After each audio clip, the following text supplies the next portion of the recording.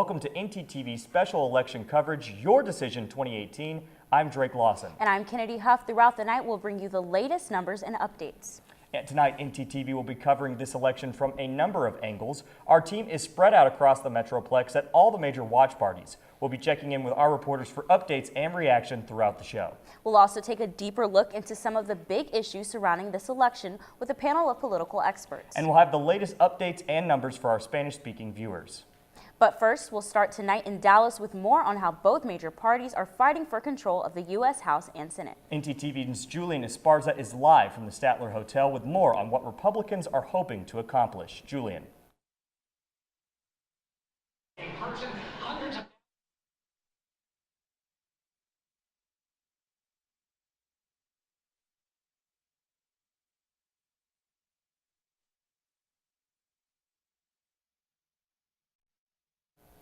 And we apologize for those technical difficulties, but thank you, Julian. Now, the Republicans haven't had it easy during this election. That's right. ntTV's Alex Booz is live from the Hyatt Hotel in Dallas, where the Democrats hope to see the state turn blue. Alex?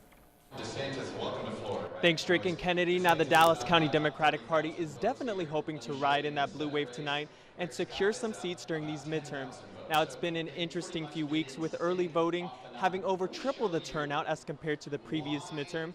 And if you take a look behind me, the energy is just growing in this room as the first results start to trickle in, showing Democrats in the lead. Now, while everyone is keeping an eye on the Senate race, we'll also be taking a look at the governor race between incumbent Greg Abbott and challenger Lupe Valdez, as well as the House District 32 race between incumbent Pete Sessions and challenger Colin Allred. Later on in the show, I'll take a look at those races as well as give you updates from here at the watch party. That's all I have for now. Back to you in the studio. Thanks, Alex. An election, at least in theory, is about the issues tonight.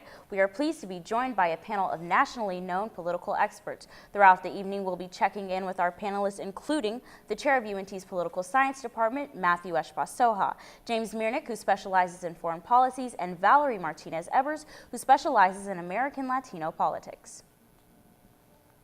Still ahead, we'll head out to the watch parties here in Denton County. Plus, we'll check in to see how students are turning into results. Stay tuned.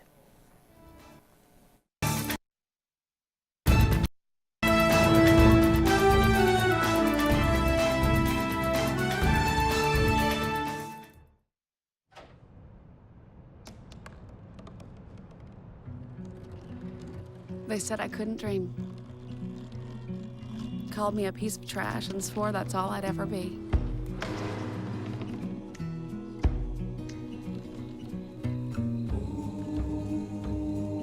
Said a bottle couldn't see the ocean.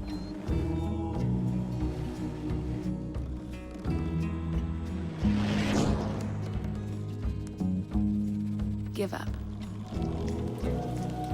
Go back to the dumpster. But I didn't listen. I made my way.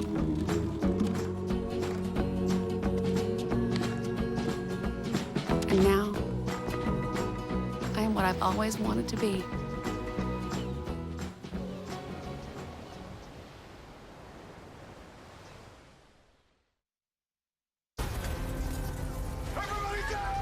The earthquakes you see in movies are one thing, but real life is a completely different animal. Just because you can't predict an earthquake doesn't mean that you can't prepare for one. In the event of a real earthquake, you should drop, cover, and hold on. Visit ready.gov/earthquake and practice what to do to keep you and your family safe in the event of a real earthquake. And you'll be seen as a hero by your family and your loved ones. Visit ready.gov/earthquake today. Okay, so what would you bring to my company? What do you need? I need problem-solving skills. I got through high school without a car, a phone, or a computer. No college degree, though. Not yet, but life's taught me a lot, and I'm ready for more. Well, you're not the typical kind of candidate that I hire. But you are exactly what I'm looking for. Your company could be missing out on the candidates it needs most. Learn how to find a great pool of untapped talent at gradsoflife.org. Okay, so we drowned the fire, stirred it, drowned it again, and now just feel if it's cold. Yeah. Cool.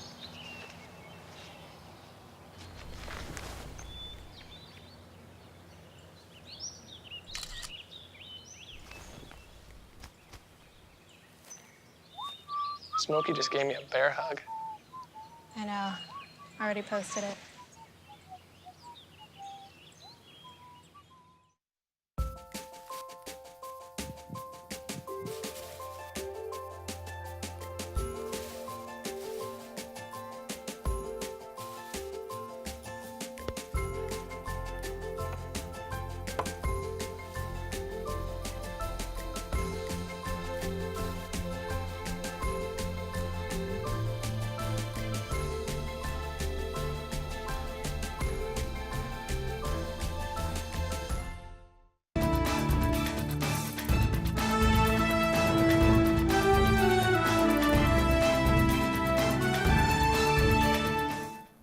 Welcome back to our special coverage of Your Decision 2018. We checked in with our reporters in Dallas County, but here in Denton County, the stakes are also high for both parties. That's right, Drake. ntTV's Nick Laupius is live at the Dive in Denton, where the county GOP supporters hope to keep their seats at the state and national level. Nick?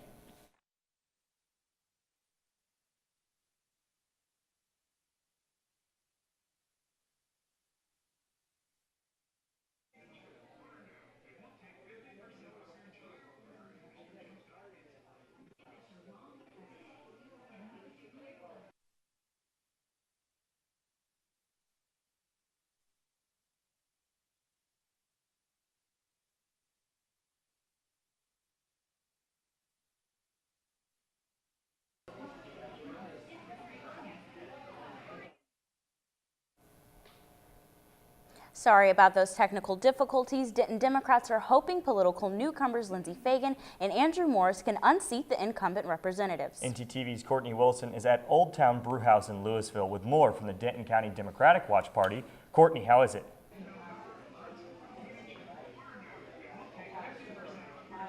Drake and Kennedy, that's exactly right. Denton Democrats are hoping newcomers Lindsey Fagan and Andrew Morris can help turn Texas blue.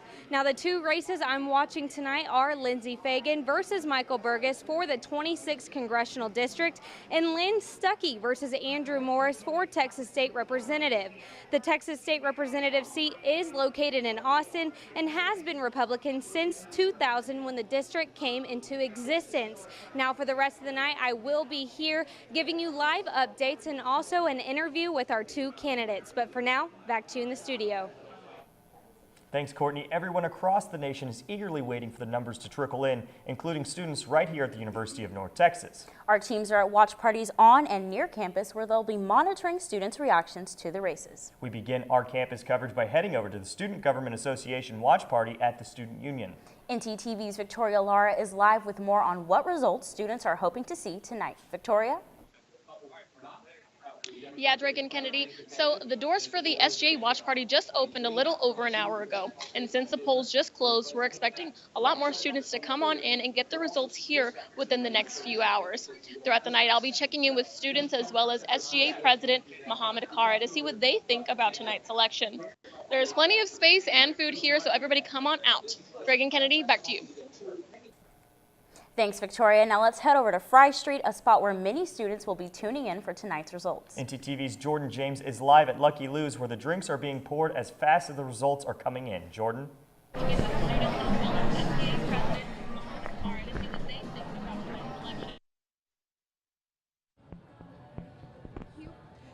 That's right, Drake. People are definitely enjoying themselves tonight. I could smell it on their breath and see it in their eyes that they're having a good time. People from both sides of the political aisle are gathered here in support of their candidate. And as new numbers continue to emerge, we'll get reaction from those people here tonight. But for right now, that's all I have from Lucky Lou's. Back to you guys in the studio. Thanks, Jordan. A record number of Texans cast their ballots during the early voting period, and today, Election Day, was no different. ntTV's Nick Laupius spent the morning at voting locations across Denton County to find out just who was voting. Today, people cast their ballots at polling locations all across the country, including here at UNT. For this year's midterms, voters turned out in record numbers. Started off this morning at 7. There was quite a few students, but it was, in out pretty fast. And then really in the last 45 minutes to an hour, everyone's getting to their lunch break and it's gotten very busy. And so we're just basically going through the line, making sure that people are in the correct place Some of them are actually voting in a different polling locations. Not only were people out in lines to vote, but also across campus encouraging others to head to the polls. And voting officials say they think this year will be different, especially when it comes to younger voters. I was involved in doing voter registration on campus at both UNT and TWU, and we really encouraged voters, especially millennials, to use their voice and vote. And so obviously we had to get them registered so that they could do that. So to see this turnout is so exciting because it just shows that they are definitely engaged and y'all are wanting to be heard, and this is the way to do it. For ntTV News, I'm Nick Laupius. And if you voted in Denton County, whether it was by mail-in ballot, early voting, or votes cast today, your ballots end up at the Denton County Election Headquarters. That's where we'll find ntTV's Dante Nunez. Dante, what's going on out there? Testing. Drake and Kennedy, we're right outside of the election headquarters off of Loop 288. Although it seems pretty calm at the moment, we can only anticipate that it's very hectic on the inside. Now, like you mentioned earlier, every single ballot that is casted here in Denton County ends up here at the headquarters. We'll be keeping you updated throughout the entire night. Drake and Kennedy. Thanks, Dante. We'll be watching the major races here in Texas. We'll also be monitoring candidates nationwide. ntTV's Alexis Trinidad and Cassidy Booth are live in studio with more on the battleground races across the country. Ladies? Thanks, Drake and Kennedy. Tonight we'll be keeping you updated on the major races across the country for both the Senate and governor. In Arizona, Kristen Sinema and Martha McSally are battling to fill Senator Jeff Flake's seat. Former Governor Phil Bredesen will take on Marsha Blackburn, who is vying to be the first female senator of Tennessee. And in Florida, we'll be keeping an eye on both the U.S. Senate race as well as the race for governor. Rick Scott, the current governor of Florida, is facing off against incumbent Bill Nelson for his Senate seat. Andrew Gillum is hoping to beat out Ron DeSantis to become the first Democratic governor of Florida in 24 years. And finally, we'll take a look at one of the most talked about governor races in the country, Georgia. Stacey Abrams is competing against Georgia's Secretary of State, Brian Kemp, to become the first female governor in U.S. history. Drake and Kennedy will keep a close eye on these races, which could go either way, and bring you updates throughout the show. Thanks, Alexis and Cassidy. Now, a lot of people have been sounding off during this midterm and making their voices heard outside of the polls. Our social media reporters Jade Jackson and Elisa Keller are in our social media center with more. That's right, Drake and Kennedy. Elisa and I are here at the Social Media Center, and we'll be watching the reactions throughout the night. We will also be tracking the biggest trends on each platform and what the candidates and people have to say.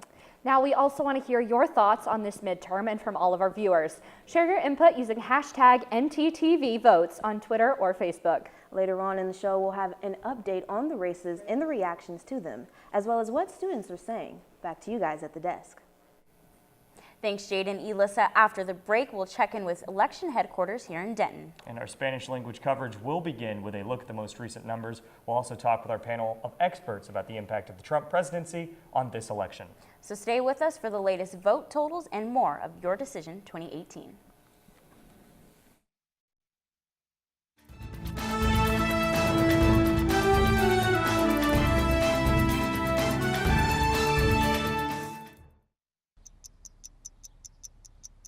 I understand. I know it's not your typical resume. Okay, well. But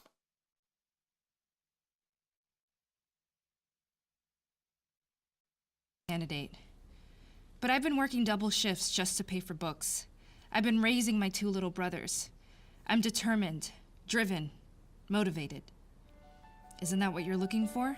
Look beyond the resume and discover new ways to develop great talent at gradsoflife.org. I'll never forget the day our landlord called and said, read your lease. No pets allowed. My owner tells him my dog ate the lease, but that didn't work. And now I'm stuck in a shelter. But this pit bull is ready for a new crib. I'm loving, loyal, and play well with others. So don't be intimidated by all my muscles, because the biggest one I have is my heart. That's right, I said it.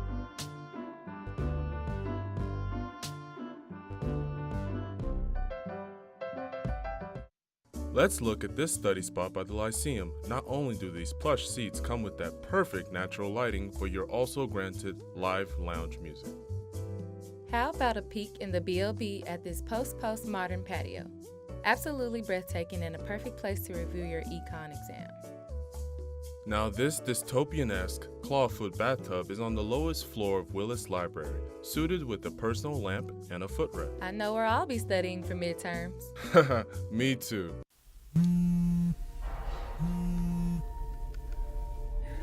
Oh, sorry.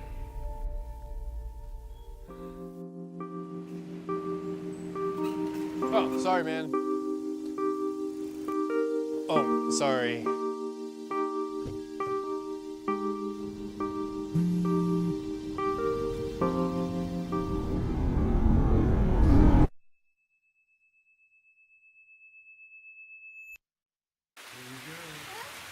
Here we go. We're gonna go out there in the rain. Gonna get wet. All right, here we go. Go,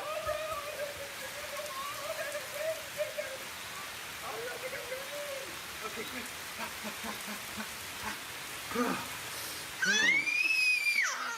Oh yeah, yes. So much fun. Mwah. We're getting so wet. Every time you let go of balloons, they leave the troposphere, sail past the clouds, and enter the stratosphere where they eventually lose their helium. Then they come back down to Earth where they can disturb ecosystems by landing in ponds and lakes where cute little turtles and bubbly fish can then choke on the remains. But the trouble doesn't stop there. Balloons can also land in power lines where they can create surges that knock out electricity, meaning the apocalypse as we know it. No power, no Wi-Fi, no Twitter, no order. Just a world engulfed in chaos where fire is law and human beings are forced to communicate face to face. So don't let it happen. Don't let them go. I'm a retired school psychologist, and helping people was my thing. After my stroke, when Meals on Wheels started, I was on the other end of the stick, so to speak. And I appreciated it very much, the attention that was given. My name is Julius Gaines, creative writer, poet, photographer. America, let's do lunch. Drop off a hot meal and say hello. Volunteer by donating your lunch break at americaletsdolunch.org. I rescued Toast from a shelter in 2011. I love Toast because she's a lazy diva. Toast does whatever she wants, obviously. She's sleeping right now. She's an epic snuggler. She's so comforting. She's so loving. Toast makes me laugh. When I walked into the shelter, I knew right then that she was special.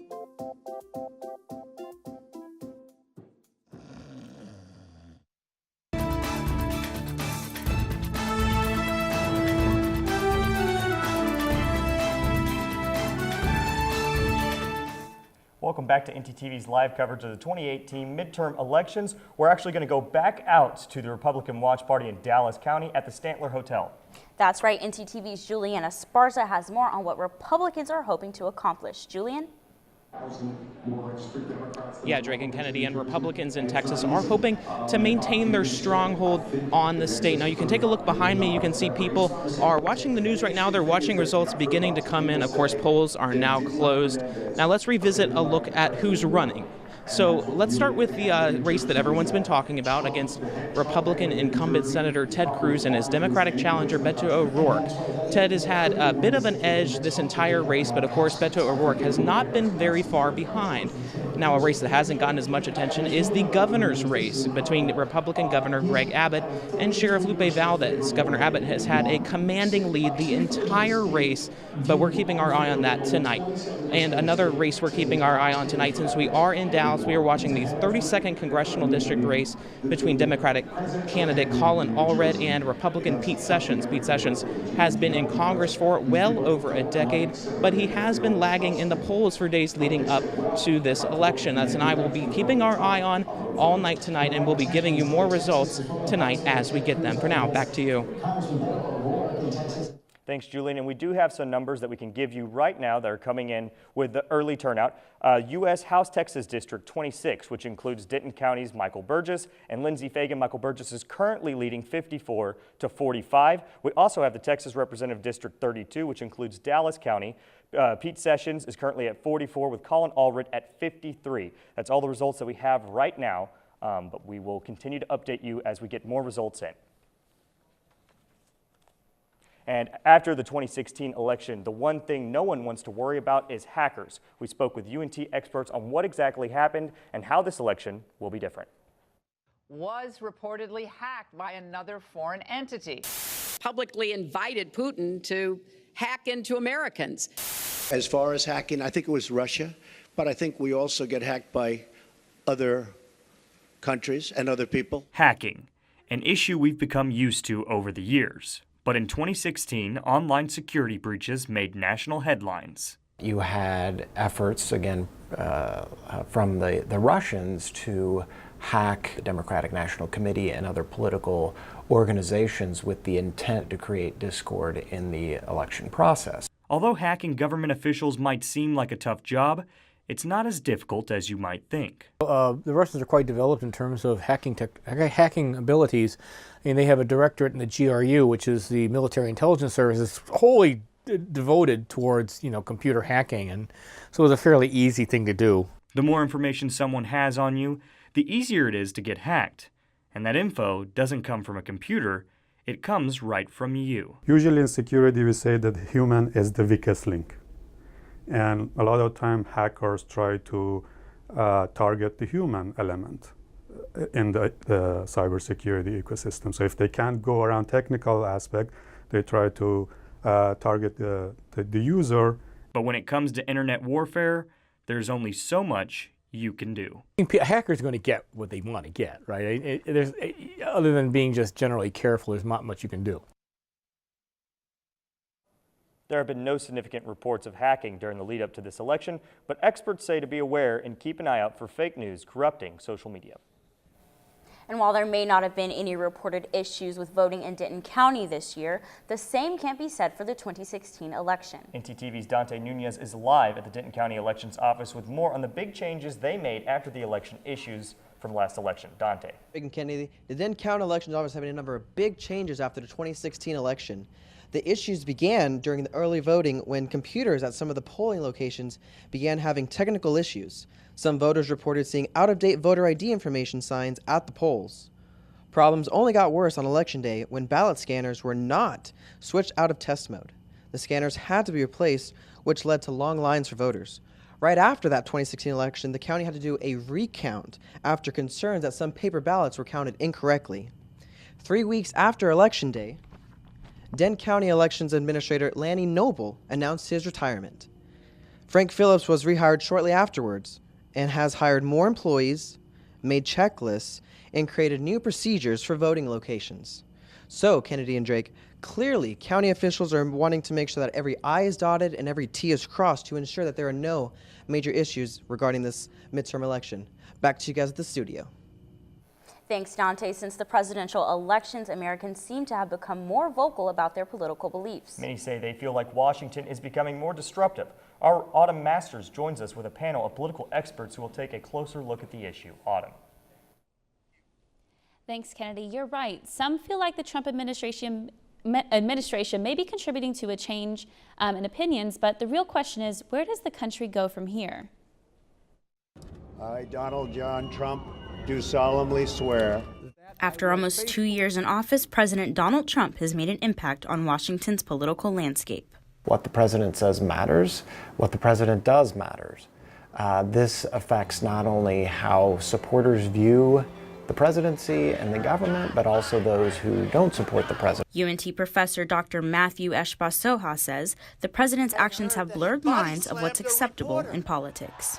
The real question for Trump on that angle is, what norms has he eviscerated so much that we're okay with? You know, is the language that he uses. Hey, they're going to cover like Sleepy Joe Biden? Is the way that he approaches his opponents, how he tries to inject fear in the voter registration process and so on. Are we okay with this sort of thing now going forward?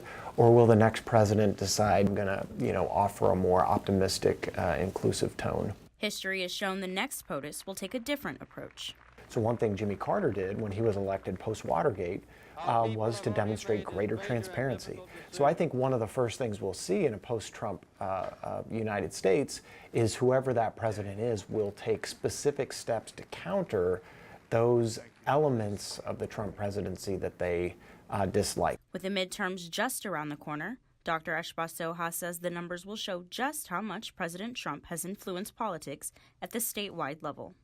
Well, I think all midterm elections are relative to the president in power. You know, Trump is a polarizing figure, but it works both ways. It seems to be motivating his supporters. They're not disenchanted because things are going relatively well in the economy, which is usually a big issue, and his approval ratings are increasing.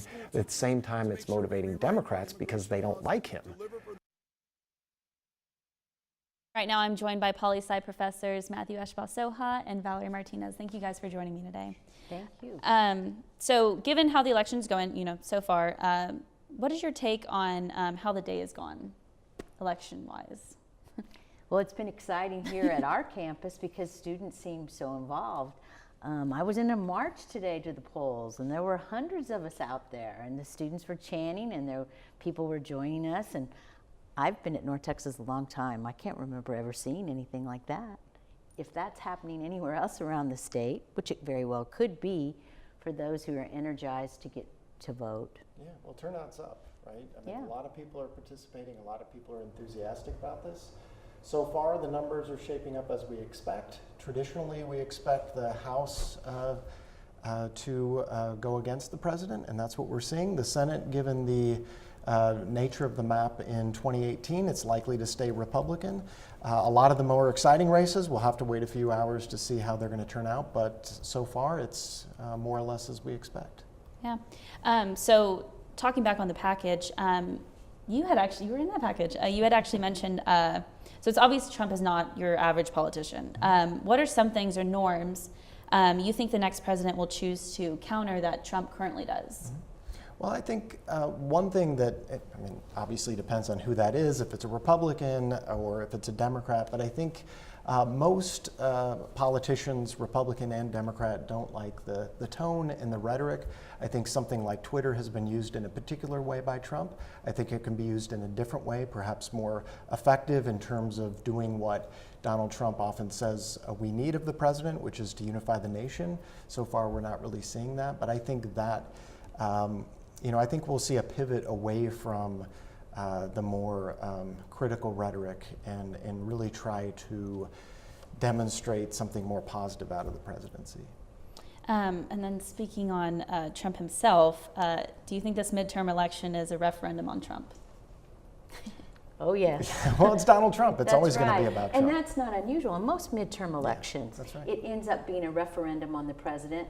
And for people who are either and this is not just for President Trump, but for people who are dissatisfied or unhappy with the president's policies, it's their opportunity to express their dissatisfaction. It's a safety valve, and that's what happens. We've seen this in previous elections. Yeah, exactly. I think even more so it's about Donald Trump because he's gotten a lot more news coverage. He's targeted specific states in a way that we haven't seen in past midterms. I think the historical trends where the president's party loses seats in the House holds, but part of that, again, is voters deciding to register their approval, or in this case, in many of these districts, disapproval of President Trump. And then speaking on voting, a recent survey suggested Americans are more worried about the security of their vote and the personal information than their physical safety. What is your take on foreign meddling? Well, we haven't seen a lot of, it's a salient issue given what happened in 2016. There haven't been a lot of reports, certainly of foreign meddling in elections that we know of. I think it's another thing that a president should do instead of claiming that there might be voter fraud is to reassure and encourage people to turn out to vote. I think that's really important, but that speaks to some of the issue that we're seeing in that survey is that people are more fearful about something in part because the president is accentuating an issue in a situation that may not reflect reality. Right. Well, thank you guys for your answers. We'll be back a little later. Kennedy and Drake, back to you. Thanks, Autumn. We are going to head back out now to the Denton County Republican Watch Party. That's right. ntTV's Nick Laupius is live now at the Dive in Denton with incumbent Representative Len Stuckey. Nick? Thank you, Drake and Kennedy. I'm here now with Lynn Stuckey. Results starting to come in, and first of all, it looks like a very favorable night for you, but we were just talking, and you were very happy that people just came out and voted this election. Yes, sir. And I would prefer that everybody voted, because it's really, it's our opportunity for all of us to tell what we want in the future and to act. And so, like I told my children, if you don't vote, you don't have an opportunity. You really shouldn't complain, because you need to get to be part of the process. So I'm glad to see such a high turnout number. And then so far it looks like you're well ahead in your race now. Now coming up, or as the results start to come in, and it looks like you might end up winning. What are your biggest legislative goals for your district now going into the Texas House? Be the best representative I could be for District 64 and the state of Texas, and be a good steward of the taxpayer dollar. But a lot of those have to do with, we got mental health issues we got to work with, the opioid crisis, school funding, public school funding. We have property tax issues that we need to work on. We have the border issues of, we're all immigrants. We've all come from somewhere, but we need to do it legal. And we need to make sure that everybody's participating so that we ultimately can continue to provide health care and education for the people of the state of Texas. All right, thank you very much, and congratulations. I'll go ahead and send it back to you in studio. Thanks, Nick. Not only will we be checking in with our panelists to talk about the issues, but they'll also weigh in on the numbers as they come in. Out on Fry, we'll be speaking to a number of group poll watchers. That's where we find ntTV's Jordan James. Jordan, how's it looking out there? That's right, Drake and Kennedy. As new numbers continue to emerge, there's been a series of moans and cheers out here tonight. I'm still out here on Fry Street. Right now, I'm joined by a local resident, Casey. So, Casey, let's get right to it. What are your thoughts on the midterm election so far? I mean, it's just great. So many people turned out. Like, I haven't seen this much excitement, like, ever for a midterm election. So it's just really amazing. And speaking with you prior to this interview, I believe you said you're a supporter of Beto. How confident are you that he can pull it off tonight? I mean, it's not over till it's over, but I'm somewhat confident. I hope enough people turned out to vote for him and stuff like that. So. And I know many of the bars are open out here till about 2 o'clock, so I have to ask, how long do you plan on being out here tonight? I mean, until the bars close. It's going to be great. So, Drake, as you can see, people are out here all night till the polls come out, but that's all I have right now for Fry Street. Back to you at the desk. Thanks, Jordan. And not only are students on Fry keeping a close eye on the numbers, but also here on campus. ntTV's Victoria Lara is live at the Union with more from the SGA Watch Party. Victoria? Look at the camera. Thanks, Reagan Kennedy. Now, tons of students are out here supporting their candidates, but for many of them, this election is the first time they've cast a ballot. So I'm joined by SGA President Mohammed Kara. So, Mohammed, SGA has made getting students out to vote a priority. So what initiatives have you guys pushed forward to ensure that? Yeah, so we've done 3 initiatives. The first one is doing a lot of tabling events within the different parts of campus to get people registered to vote so they know what county or what district they're going to be in. Another thing, we partnered with GSC, which is our Graduate Student Council. And with that, we did a campus-wide event where we registered over 200 people to vote. And lastly, we had a shuttle on campus to drive students directly to Denton Civic Center, so they had an opportunity and had transportation to actually go vote. So the 3 things that we've done. Okay, awesome. So would you say that initiatives as those, especially the shuttle, have you guys done that for elections in the past? Do you expect to do that in the future, or is this election special?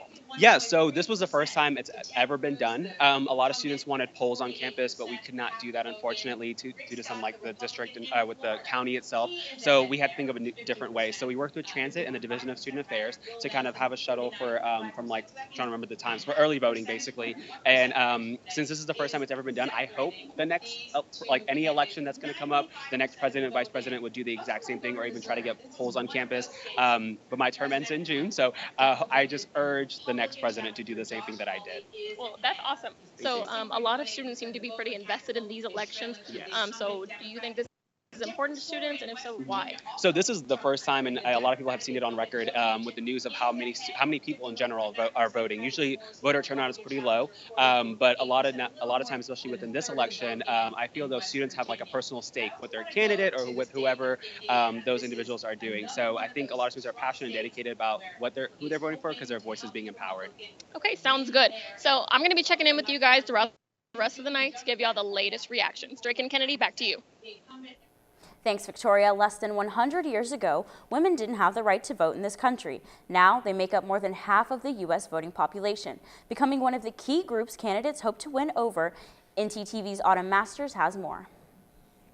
For centuries, women have fought for the right to vote. Today, women make up 52% of eligible voters. I've been voting since I was 18, so about 30 years. Since I was 18 years old, when I was the first time I was actually able to vote. So I think by the time I was born and by the time I had to vote, we really did not have those type of experiences that perhaps my parents experienced, who was born in 1932. Given the history with voting for women, they see a need to get out and vote.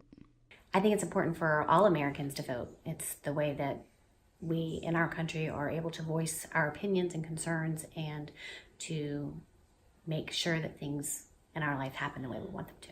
While some women are finding a foot in politics, it doesn't mean every woman is on the search to only elect women officials.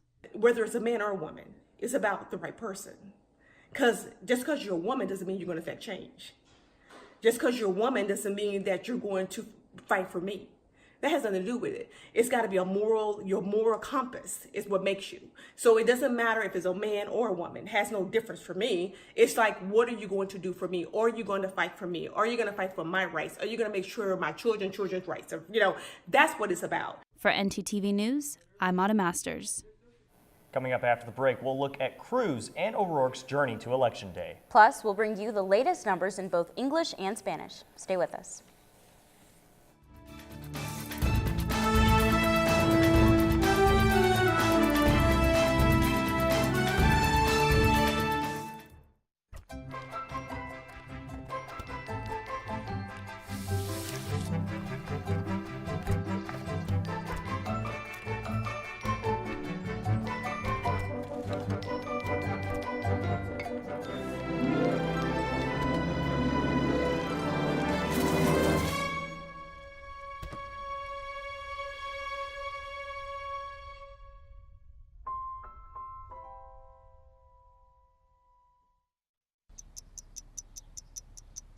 I understand.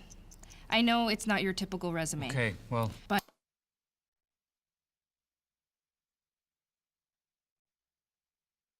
candidate. But I've been working double shifts just to pay for books. I've been raising my 2 little brothers. I'm determined, driven, motivated. Isn't that what you're looking for?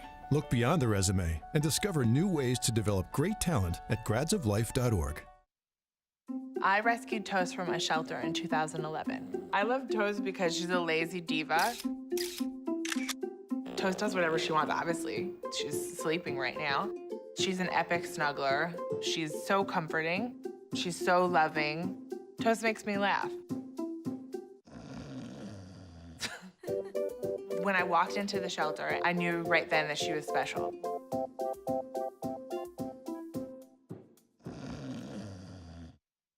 UNT is more than 125 years in the making. To find new solutions, we create a new point of view. We know what's possible when creativity, originality, and independent thought converge. We're ranked a Tier 1 research university. We're home to excellence the size of Texas. Define your future at UNT and soar to new heights.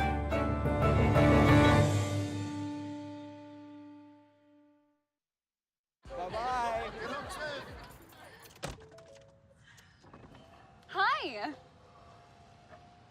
Hoping for a crisp breeze to help keep you alert. Oh, he took a sip of water too. That'll probably help. You were probably going to turn down the radio too, so you could focus, right? Probably okay isn't okay. Right? If you see a warning sign, stop and call a cab, a car, or a friend. I think the water line is what really drove it home. I blew on him.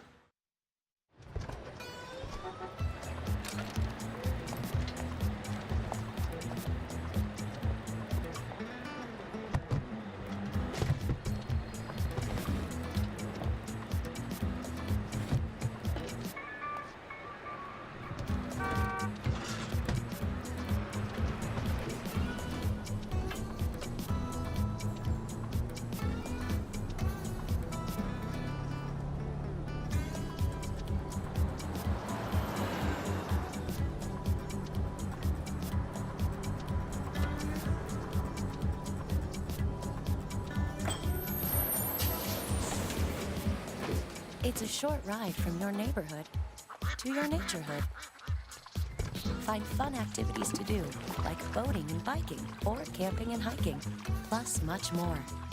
To find a neighborhood park or green space near you, visit discovertheforest.org. Imagine it's ice cream day at the office. And everyone from the day before voted for their favorite flavor. Everyone but you. You decided not to vote. The flavor they picked isn't the one that you wanted. But can you really complain? Shh! Now imagine that with an elected official. Choose not to vote, choose not to be heard. Get registered today. What is creativity? The ability to probe into something you don't know, to answer questions previously not answered. And resist the temptation to say what everybody else has said. Using the different mediums, combining the different mediums. It's taking what we have and reassembling it and using it in a different manner. Describes what free people do. It has something to do with dreaming. It's actually what life's all about.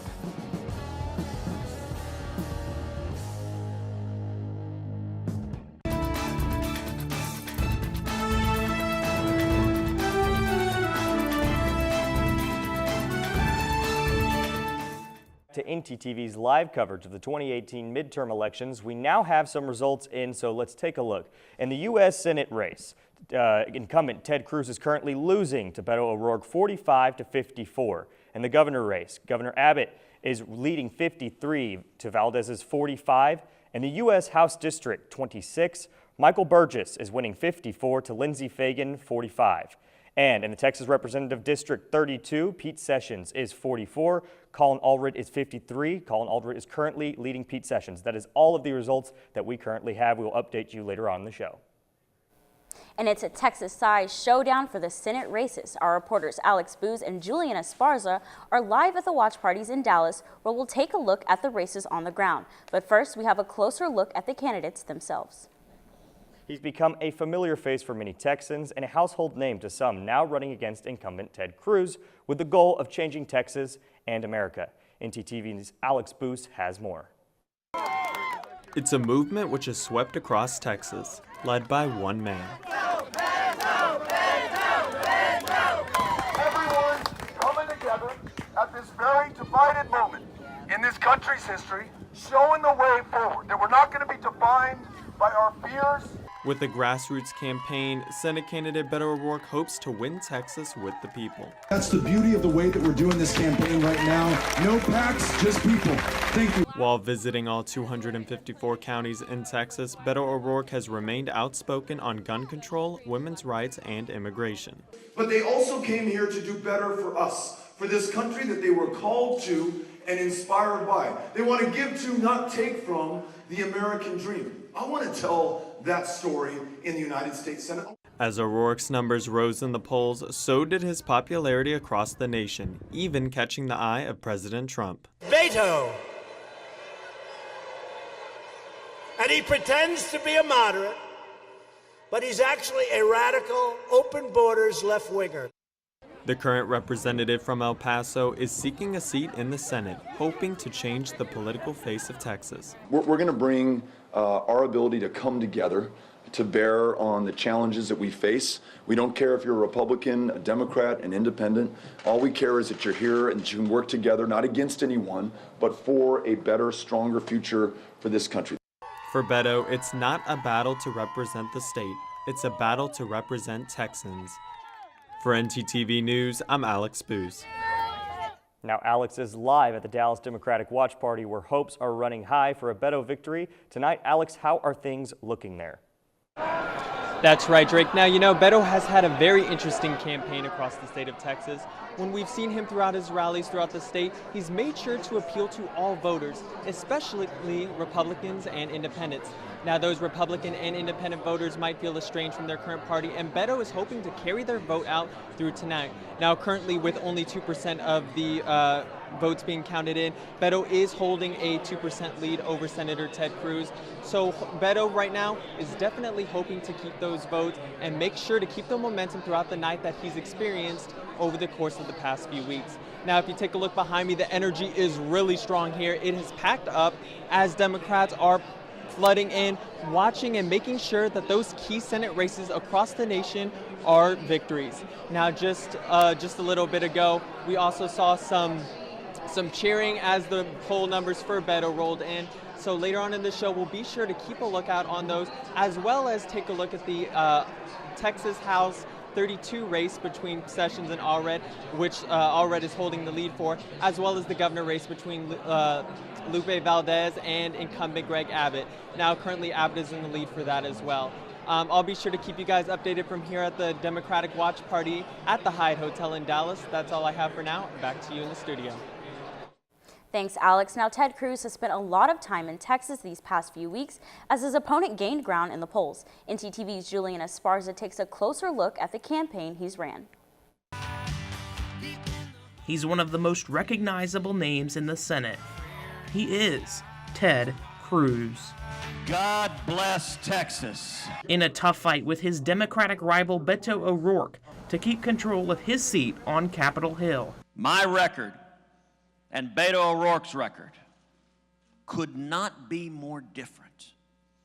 And this election is a choice about what direction Texas will go and what direction America will go. Since entering the Senate, Cruz has taken a hard stance on illegal immigration. The person who is leading the fight over and over and over again to build the wall, to secure the border, and to stand with border control is Ted. Cruz has come under criticism from politicians throughout his career, even from fellow Republicans. You are the single biggest liar. You probably are worse than Jeb Bush. You are the single biggest liar. After an unsuccessful run for president in 2016, Cruz has stood by President Trump and his agenda. I've been proud to work hand in hand with the president to repeal job-killing regulations that were hammering the state of Texas. In the last weeks of this campaign, Cruz has focused on getting out the vote. Come out and vote and bring your friends and bring your family and bring your loved ones, bring your neighbors and bring your coworkers, and come out and vote to protect the state of Texas. Tonight, Cruz looks to defeat O'Rourke and get 6 more years in the U.S. Senate. For ntTV News, I'm Julian Esparza. And Julian is live now at the Dallas Republican Watch Party, where they are hoping to keep Ted Cruz for another 6 years. Julian, how's it looking? We can't wait to field another great. Well, yeah, right now this crowd is energetic. You can see right now the Democratic Party chair, or Republican Party chair, I should say, is speaking right now. That crowd has been watching results come in all night. And let's talk about some of those results, specifically the United States Senate race. Now, it's still very early. A lot of these results are still coming in. But right now, Beto O'Rourke has a slight advantage over Senator Ted Cruz. He has about a 1.5 percentage point lead over Senator Ted Cruz right now, 50 to 48. So a very close race, but also still a lot more precincts have to report before you can really call any kind of final results. So we will be monitoring these results all night, and we will bring you the latest as we get it. For now, we are live at the GOP Dallas Watch Party. Back to you. Thanks, Julian. And while the Republicans have control of both the House and the Senate, Democrats across the country have been talking about using the momentum from a blue wave win tonight. But what exactly is a blue wave? ntTV's Autumn Masters takes a look. Democrats are optimistic about a potential blue wave election, one that could help them gain control over the House of Representatives. Democrats have not had an upper hand in the House since 2010.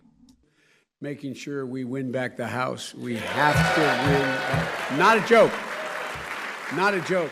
Democrats, as of now, have 195 seats in the House. Republicans have 238 seats. In order for Democrats to win control over the GOP, they need to keep their 195 seats and win 23 more seats. This brings a challenge to the Democratic table because 12 of the Democratic incumbents are districts that Trump won in 2016. One race that's not losing momentum anytime soon is the Texas Senate race. Although Texas is predominantly a red state, could Texans expect a change in party this election? Democratic Texas Senate nominee Beto O'Rourke says although he's hopeful for a Democratic win, he hopes there's at least a balance and power result over the Senate after this midterm election. This is not going to be a blue wave. This is not about changing the partisan color of this state. It's making sure that every single one of us, Republican, Independent, and Democrat, is represented in the United States Senate. UNT political science professor Matthew Eshbal Soha says a blue wave can mean big things for the House of Representatives and U.S. politics as a whole, even if there is not a blue wave election. Even if there's not an overwhelming blue wave, I think if there's progress made, if Democrats are able to increase voter turnout, if they're able to gain some seats in the House of Representatives and some seats in the Senate, you're going to want to spin that as a positive, as momentum into 2020. The outcome of the midterm elections will affect likely candidates for the Democratic nomination for the presidency in 2020. With only 23 seats needed to win and Election Day nearly over, we'll see if the wave is strong enough to stay. Now, Texas might not be the only state experiencing a blue wave. Let's toss it over to Cassidy Booth, who is in studio for an update on the national Senate races. Cassidy. Thanks, guys. Democratic candidate Kristen Sinema and Republican Martha McSally are racing to replace Senator Jeff Flake. It's important to note that Arizona is a deeply red state, so what's at stake here? If Sinema wins this election, we would start to see this state shift to purple. Some background information about the Democratic candidate. She is a 3-term Congresswoman who is also one of the more conservative Democrats. She has even voted with President Trump on key immigration issues. Moving on to the Republican candidate, an Air Force veteran and 2-term Congresswoman Martha McSally. She's one of the fewer Republican women who have been putting gender at the forefront of her campaign. Moving on to endorsements. Sinema is endorsed by the Green Party candidate Angela Green, who dropped out of the race. Our very own president, vice president, and George W. Bush endorsed McSally, as well as former Secretary of State Condoleezza Rice. How do these candidates feel about health care? Sinema wants affordable, quality health care for everyone and doesn't think Obamacare should be repealed, but rather amended. McSally, on the other hand, wants to repeal and replace Obamacare. Moving on to education, Sinema wants to make higher education more affordable. She also introduced the Student Testing and Improvement Accountability Act. This reduces the frequency of federally mandated assessments in schools. Lastly, she stood up against student loans rates being doubled. Martha McSally supports the Every Student Succeeds Act. This means she wants every student to have a chance for high quality education. McSally also wants to reduce the federal government footprint and restore district control to the local state governments. Lastly, how do these women feel about guns? Sinema supports gun restrictions and McSally opposes it. Now let's go ahead and move on to the race for Tennessee Senator between Democratic Phil Bredesen and Republican Marsha Blackburn. This race is underway. They are competing to replace Senator Bob Corker, and this battle is one of the most expensive in the state's history. What's at stake here? Losing the Republican dominance in the state is a really big risk. Bredesen is a former 2-term governor and a more conservative Democratic. However, Blackburn served in the U.S. Congress since 2003. Now let's take a look at those endorsements. Taylor Swift is an endorser of Bredesen, which is kind of funny because she famously strayed away from talking about politics. And Blackburn, what is there to say about her? She's endorsed with everyone. The people that do not endorse her include Senator Corker and Governor Haslam. Healthcare, Bredesen wants health insurance and pharmacy assistance to the uninsured, and Blackburn wants expedited treatments. Now let's go ahead and move on to education. Bredesen supports using student achievement to evaluate teachers and expand early childhood education, where Blackburn thinks the schools should have the choice themselves.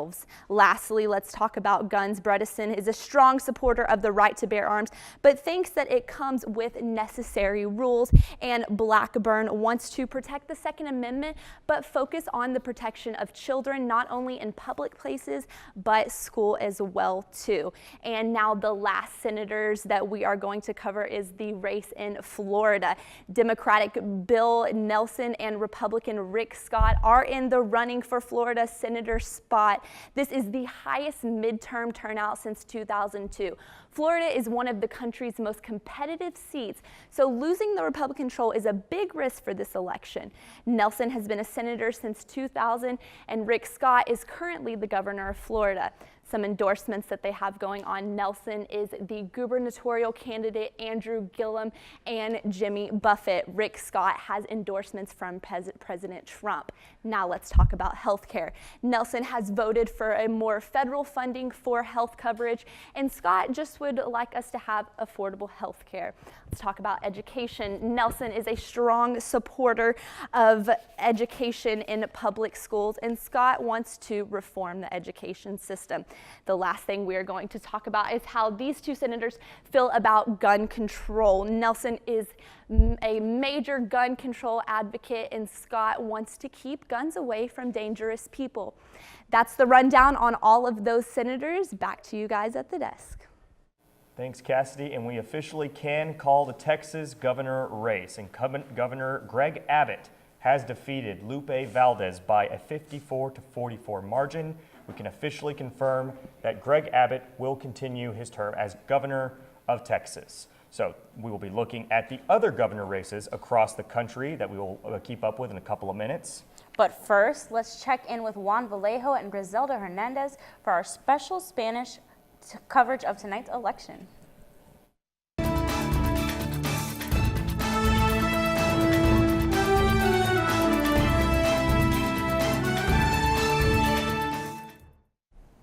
Gracias por acompañarnos en este noticiero especial en ntTV. Soy Juan Vallejo. Y yo soy Griselda Hernández. Ahora tenemos algunos de los resultados. Para el Senado tenemos a Cruz con un 45% y a O'Rourke con un 54%. Y para gobernador, Greg Abbott es confirmado como gobernador con un 54% y contra Lupe Valdez con un 44%. En el US Distrito 26 de Texas tenemos a Michael Burgess con 54%, tenemos a Lindsey Fagan con 45%, representante Distrito 64 en Texas tenemos a Lynn Stuckey con 54%, Andrew Morris con 43% y representante Distrito 32 en Texas tenemos a Pete Sessions con 44% y a Collins Allred con 53%. La población de los hispanos y latinos en los Estados Unidos está creciendo rápidamente y está prognosticado a ser la mayor demográfica en el 2044. Nuestro reportero Edison Mesa tiene más sobre el grupo que podría ser el factor decisivo en esta elección. Este año las elecciones de medio periodo son cruciales en términos de competencia, ambos al nivel estatal y nacional. Latinos pueden hacer una gran diferencia, eso es, si votan. Turnout is the key. Acudir es clave. Entre la población que es elegible para votar, los latinos son suficientes para cambiar nuestro estado a un estado azul. Si aumentaran el número de personas que salen a votar, nuestro estado sería morado, poniéndolo en juego. Más de 27 millones de latinos son elegibles para votar, haciéndoles el grupo de votantes más grande si van a las urnas. Latinos tienen la posibilidad de cambiar el control a nivel nacional, pero si o no se presentan a votar es un gran factor. Sabemos que en el pasado latinos no salen a votar, particularmente en elecciones de medio periodo. Y uno de los temas más importantes que les importa a los latinos es inmigración.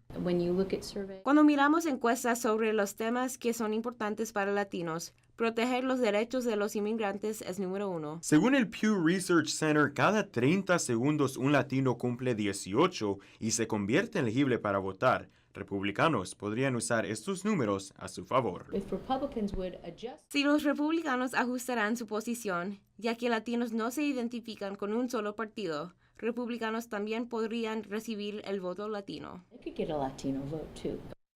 Y Edison está escribiendo e investigando las actualizaciones de las elecciones locales y estatales. Vamos a ver cómo está transcurriendo el proceso de los productores con las coberturas informativas.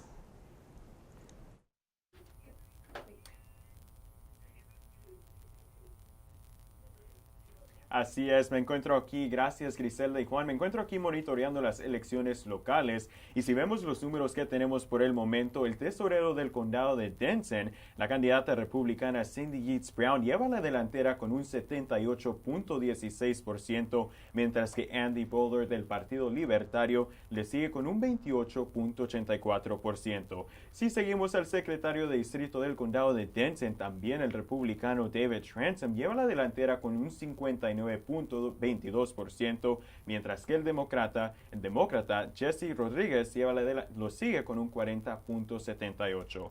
Y por último, si visitamos el juez de paz del condado de Denton, precinto 5, Mike Oglesby, republicano, también lleva la delantera con un 58.4%, mientras que el demócrata Sam Ortiz lo sigue con el 39.25%. Así que yo seguiré aquí monitoreando las elecciones locales para darle los números más actualizados. Griselda y Juan, es todo lo que tengo por el momento y estaré regresando con ustedes al estudio.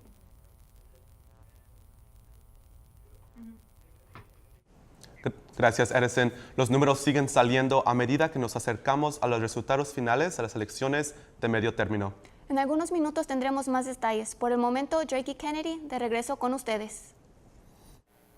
Thanks, Juan and Griselda. Now, Texas has already clearly chosen a governor, but in other states, the governor's seat is still up for grabs. Let's over to Alexis Trinidad, who is in studio with an update on two of the most closely watched governor races in the nation. Alexis. Thanks, Drake and Kennedy. That's right, guys. These races are getting real close, and they're being super watched as well. In the historically red state of Florida, the race is between Democratic candidate Andrew Gillum and Republican candidate Ron DeSantis. The elected candidate will replace Republican Senate candidate Rick Scott as governor.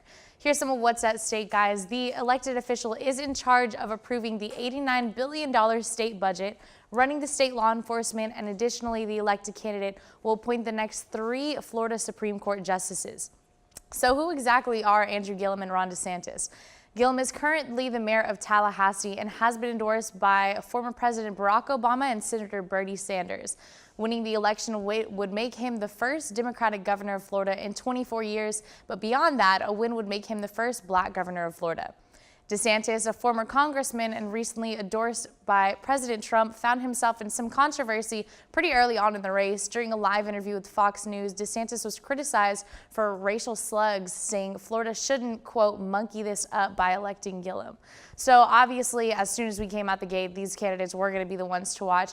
But some of these issues the candidates are focusing on are healthcare, education, and gun rights. Gillum wants to expand Medicaid. The federal program ensures many of Florida's poorest and most disabled citizens, whereas DeSantis does not want to expand Medicare, saying it would give government benefits to the able-bodied, which is against what the program is meant to do.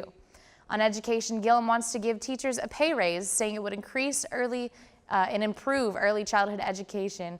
And DeSantis is in favor of school choice movement, which means he wants to expand the state voucher programs, which directly fund Floridian private schools and other private education programs. And finally, on to gun rights. This is one of the biggest issues debated in the state after the deadly Parkland shooting in South Florida that killed 17 people. Gillum wants to ban assault rifles, while DeSantis advocates for open carry of a firearm without a permit in public. So moving on to Georgia, this is another historically red state we see. Georgia houses the race between Democratic candidate Stacey Abrams and Republican candidate Brian Kemp. The winning candidate will replace incumbent Republican Governor Nathan Deal. One of the biggest issues in Georgia has been their voting system. The proposed exact match law marks an applicant's voter registration as pending if the information on the registration card doesn't match the information that was given to the DMV or Social Security offices. This law could have kept minorities from voting, but it was blocked by a federal judge on Friday. Now that voting is open to all, let's get to know the candidates. Stacey Abrams, the former Georgia House Minority Leader, could become the first black female governor in the nation if she wins tonight. She was endorsed not only by former President Barack Obama, but Oprah as well. Brian Kemp is Georgia's Secretary of State and has been endorsed by President Trump and Vice President Mike Pence. And guys, it seems like these candidates couldn't be more opposite. On healthcare issues, Abrams wants to expand Medicaid and stabilize health insurance premiums, while Kemp doesn't want to expand Medicaid, but instead wants to have federal waivers to stabilize those insurance premiums. On education, Abrams wants to invest in early childhood education as well as establish a needs-based higher education scholarship. She is endorsed by the Georgia Association of Educators. Brian Kemp is a supporter of school choice. Again, it's that same movement to wherever the student wants to go, whatever the best needs are for the child. Typically, it's private schools. Private or public schools could best fit the need of the child. Additionally, he wants to boost funding for charter schools and private schools as well. And going on to guns, Kemp opposes gun restrictions and wants to create a sales tax holder for guns and ammunition. And Kemp's stance on anti-gun reform is so strong, he ran a campaign ad posing as a protective father, aiming a gun at a teen wanting to date his daughter. Abrams supports guns and wants to control the gun coming in to Georgia and wants to repeal carry laws as well. Now, we're going to keep an eye on these races and keep you updated as well. Jake and Kennedy, back to you. Thanks, Alexis. While we're keeping an eye on the national races, we're also seeing whether the Republicans here in Denton County will be keeping their seats. ntTV's Nick Laupius is at the Denton GOP watch party with more. Nick? Thank you, guys. I'm now joined by Congressman Michael Burgess, and we've been watching the results coming in all night. Are you surprised at all? We've seen sort of record turnouts, not just in Texas, but throughout the country. But I don't think it's a surprise. I mean, everyone was predicting that there'd be a big turnout of this election, and looks like that's going to be what the story is. As far as how we're doing here in Denton and Tarrant County, I'm pleased with the turnout, and so far pleased with the results. And the results looks like you're going to be serving your 9th term for District 26. Coming in, what are your legislative goals for this term? Well, again, you never like to get ahead of yourself on this because I don't think the Secretary of State's website has quite kept up with how things have progressed tonight, but still it looks good. And you know, there's a lot of unfinished business we have from this term. There are a number of bills that are over in the Senate that we have been waiting on to come back from them. I hope that will happen now in the brief time we have after the election. Obviously, a big question mark that's out there is who's going to control the balance of power in the House, and that will affect things. There's no question about that. Right now, I'm optimistic that Republicans will retain the balance of power in the House, but it's going to be a long night. We'll have to see how that goes. Clearly, the things that I would like to do, the work we have done already on some of the supply chain issues, the drug pricing issues, the insurance premium issues, the copay issues, I'm a physician by background. Some of the provider burden issues, all of those are still important to me, and I hope to still be able to pursue those in the next Congress. All right, well, thank you very much for joining us. Go ahead and send it back.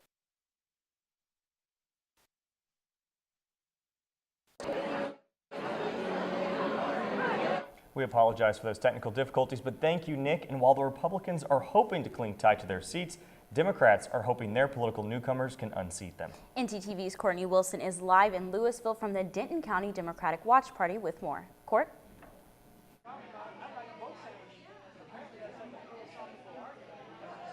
Thanks, Drake and Kennedy. The excitement is starting to build as we go on through the night, and I am here with Bob Marion, and he is in charge of the fundraising chair for the Denton Democratic Party. Now, Bob, thank you so much for joining us. Tell us, win or lose tonight, how does it set the foundation for future Democrats and further elections? In previous years, Democrats, we'd lose by like 20%. This year, we will either win a lot of races, or if we lose, it'll be by a couple of points. So Democrats are emboldened. We're going to come out in every single race. And Denton County, if not blue, it is definitely purple. Awesome. And the voter turnout this year, it was large. Tell us how you feel about that. I think what got voter turnout up is a couple of things. One's the whole Beto effect, and two, as a party, we had a concerted effort for block workers, phone bankers, at probably 30 or 40 times more than we've had in previous years. That's amazing. And for our viewers, is there anything else you'd like to share to them tonight? I would encourage the viewers to get involved, actually read policy, meet the candidates. They're easy to meet, and please go out and vote in every election. Awesome. Well, thank you so much for joining us, Bob. I know that we're here patiently waiting for the results, and you guys are back in Denton. So back to you guys in the studio. Thanks, Courtney. Right now, let's head back to ntTV Newsroom for an update on other local races. ntTV's Erica Simmons and Brandon Rubalcaba are monitoring those numbers.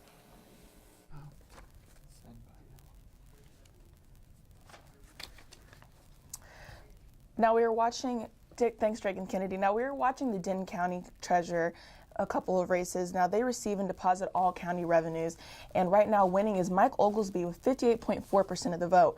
We're also looking at the Denton County Justice of Peace Precinct 5. Now they handle Class C misdemeanors, and right now currently winning is Cindy Yeats Brown with 78.16% of the vote. Now we have Denton County District Clerk, which performs the duties assigned by the Texas Constitution, which includes custodian of all records of the district courts. Now in the lead we have David Trantham at 15.9.22 with the Republican vote, with leading behind 40.78 of the Democratic vote is Yessie Rodriguez.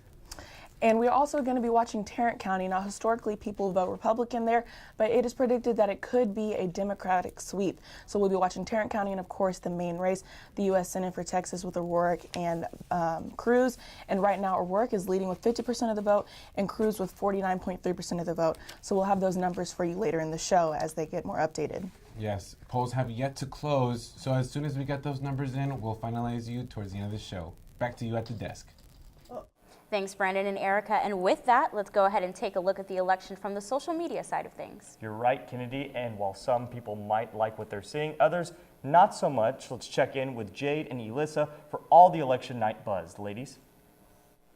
Thanks, Kennedy and Drake. You're right, social media is blowing up right now. Currently, everyone is on Twitter talking about the election, including hashtag midterms 2018 and hashtag voting matters. Now, we asked UNT students in our online poll whether it was their first time voting in the midterms, and get this, 79% said yes, while 21% of you said no. Well, Jade, I did find myself part of that 70% this year. I did vote in the primaries, but midterms were pretty fresh for me. And you know what? It was the same for me as well. It was my first time voting in midterms, and now we asked in a second poll if it was students' first times voting overall, and 45% of you said no, while 55 of them said yes, so it was kind of close, right? With those numbers being close, that does indicate that we're getting some returning voters as well as some new ones, which means both groups are able to throw their hats into the ring. In addition, we can see that we told our viewers to use the hashtag ntTV votes in their posts, and here's what some of them said. One of our viewers, Anastasia Logan, says, "This is the first election I've participated in, and it really feels pretty amazing to be able to decide who will represent Texas in the Senate and the House." And you know what, Anastasia, your decision really is important, as it's a part of your civic duty. Speaking on civic duty, Sadie B says, "I voted because it's my civic duty. I care about my community and our future. I want to ensure that I have a say in our democracy. My ancestors fought hard for this opportunity, and I won't take it for granted." Thank you so much for your kind words, Sadie. And you know what? I think it's important that as we progress as a generation, there we go. I think it's important that as we progress as a generation, we do keep in mind the history of voting in this country, and it's important to get to those polls. We'll have an update for you later on in the show, but for now, feel free to follow us at ntTV_news. You better believe we're watching as we're cruising through this coverage. Kennedy, back to you. Thanks, Jade and Elissa. So in every election, there are always a few unusual things about the candidates, things you just might not expect. And the Senate race between Ted Cruz and Beto O'Rourke is no different. ntTV's Jordan James took a look at some fun facts about each man. While Senator Ted Cruz has spent most of his career as a politician, every now and then he deviates from the usual and shows off his sense of humor. For the second consecutive year, he posted an image on Twitter of zodiac symbols, causing people to wonder if Ted Cruz is a zodiac killer. One thing that is not a secret is Beto O'Rourke's love for music. Long before he was a congressman from El Paso, he was just a guy in a local punk band named Foss in the early 1990s, searching for his next gig.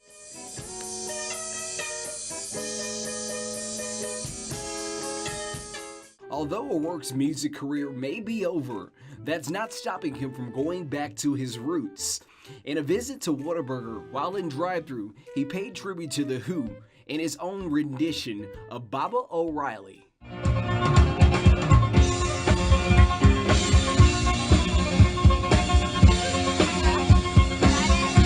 If you look up Ted Cruz's name on the internet, many things will come up from his past. One of the more common searches are that Cruz resembles several prominent figures in the entertainment industry. Let's start with Grandpa Munster from the Munsters. Then there's talk that he could be related to former Duke basketball star Grayson Allen. And who could forget about the comparison between him and Miss Doubtfire? And by the way, for the record, I am not Spartacus. During the 2016 presidential election, there was a lot of talk about the importance of candidates being physically fit for office. Ted Cruz showed off his athletic ability this past summer in an exposition game against late-night host Jimmy Kimmel. Senator Ted Cruz, 3 points away from halftime. While Cruz continues to practice his free throws and layups, O'Rourke is unashamed about his love for skateboarding, even at 46 years old. All right, everybody share this. Beto O'Rourke is on a skateboard in a Whataburger parking lot. I don't know if it gets more Beto. You gotta share this. Regardless of who comes out on top in this election, these memorable moments of Cruz and O'Rourke will continue to live on thanks to the power of social media. For ntTV News, I'm Jordan James. Still ahead, millennials make up a large chunk of eligible voters, but will they actually make an impact this election? Plus, we'll have the latest numbers on the big races we're watching. Stay with us.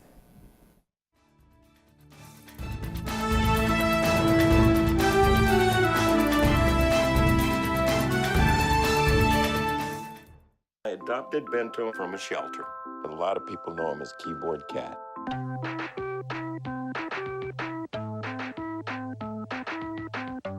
Millions of loving cats and dogs in shelters and rescues need our help to find a home. So go to the shelterpetproject.org, search your local shelters and rescues, and adopt already. Cinderella found the pet that fits her perfectly, and you can too. Make a shelter pet part of your world. After 15 years of smoking, Eva Marie quit. There's a new lung cancer screening that could save her life. You stopped smoking. Now start screening. Learn more at savedbythescan.org.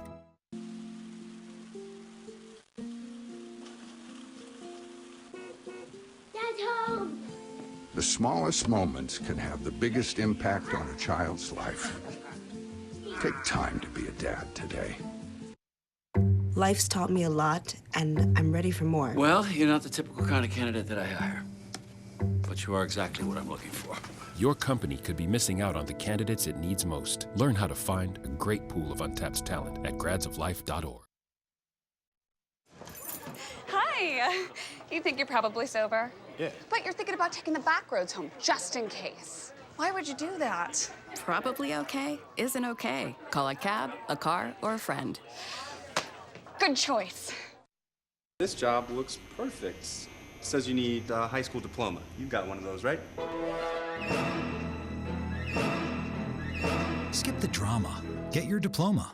I got that. Find free adult education classes at finishyourdiploma.org.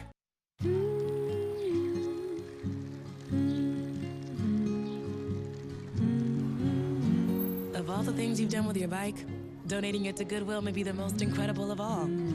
Goodwill. Donate stuff, create jobs.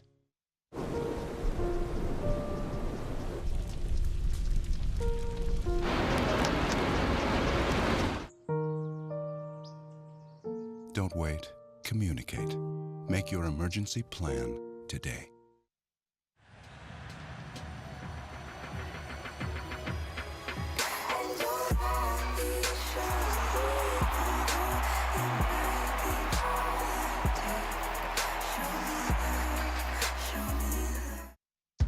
You taught him how to hit a baseball, how to hit a receiver.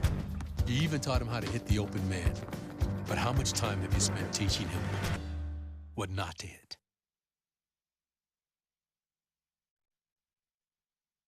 Don't let salmonella get funky with your chicken. On average, 1 in 6 Americans will get a foodborne illness this year. So learn the right temperature to cook each type of meat. Keep your family safe at foodsafety.gov.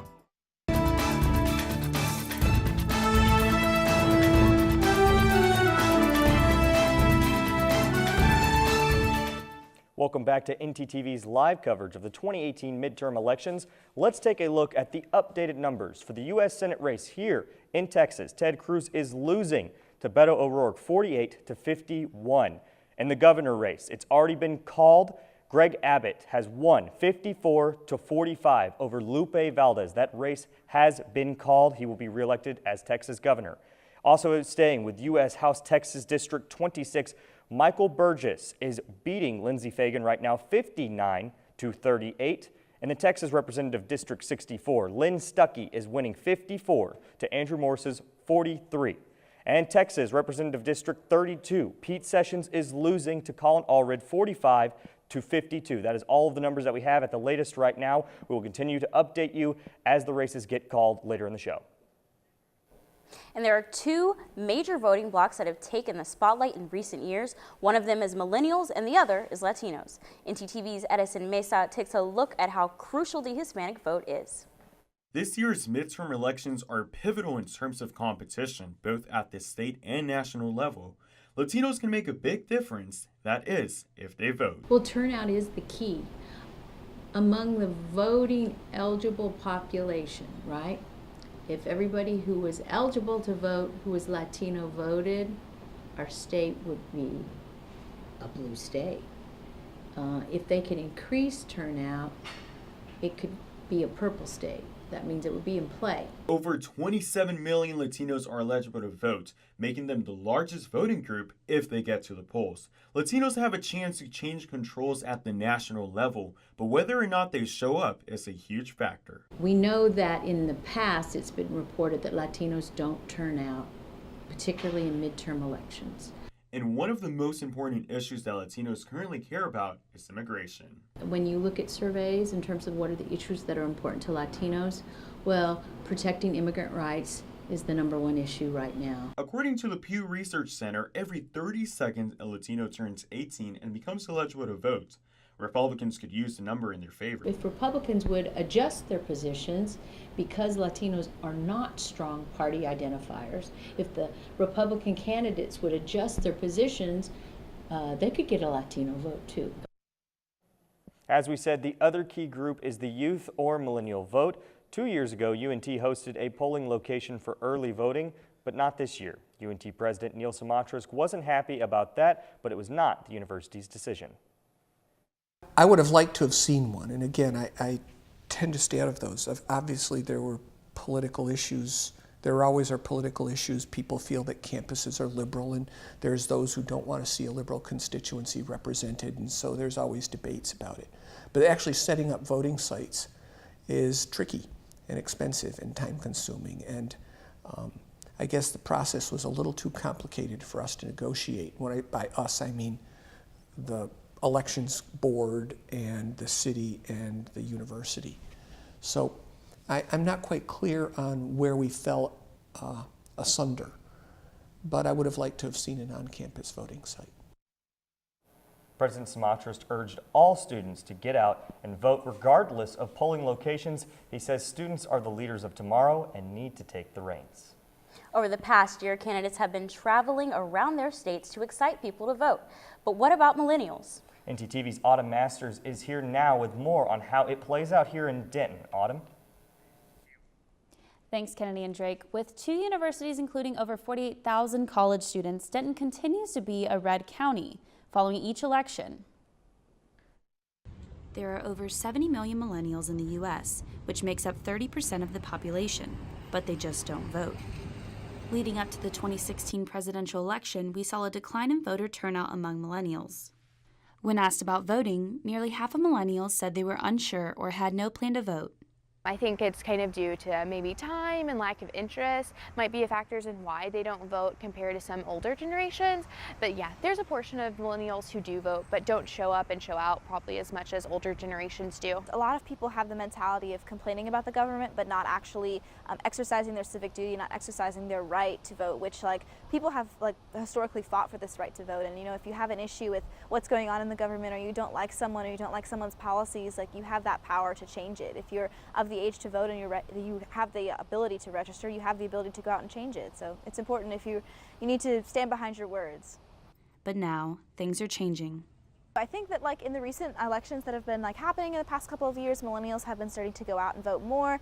I think for this midterm election, it's kind of just the ballot is very diverse, and there's a lot of really awesome folks running, especially here in Denton County. So I would hope that millennials, local and national, will take the initiative to go out and vote.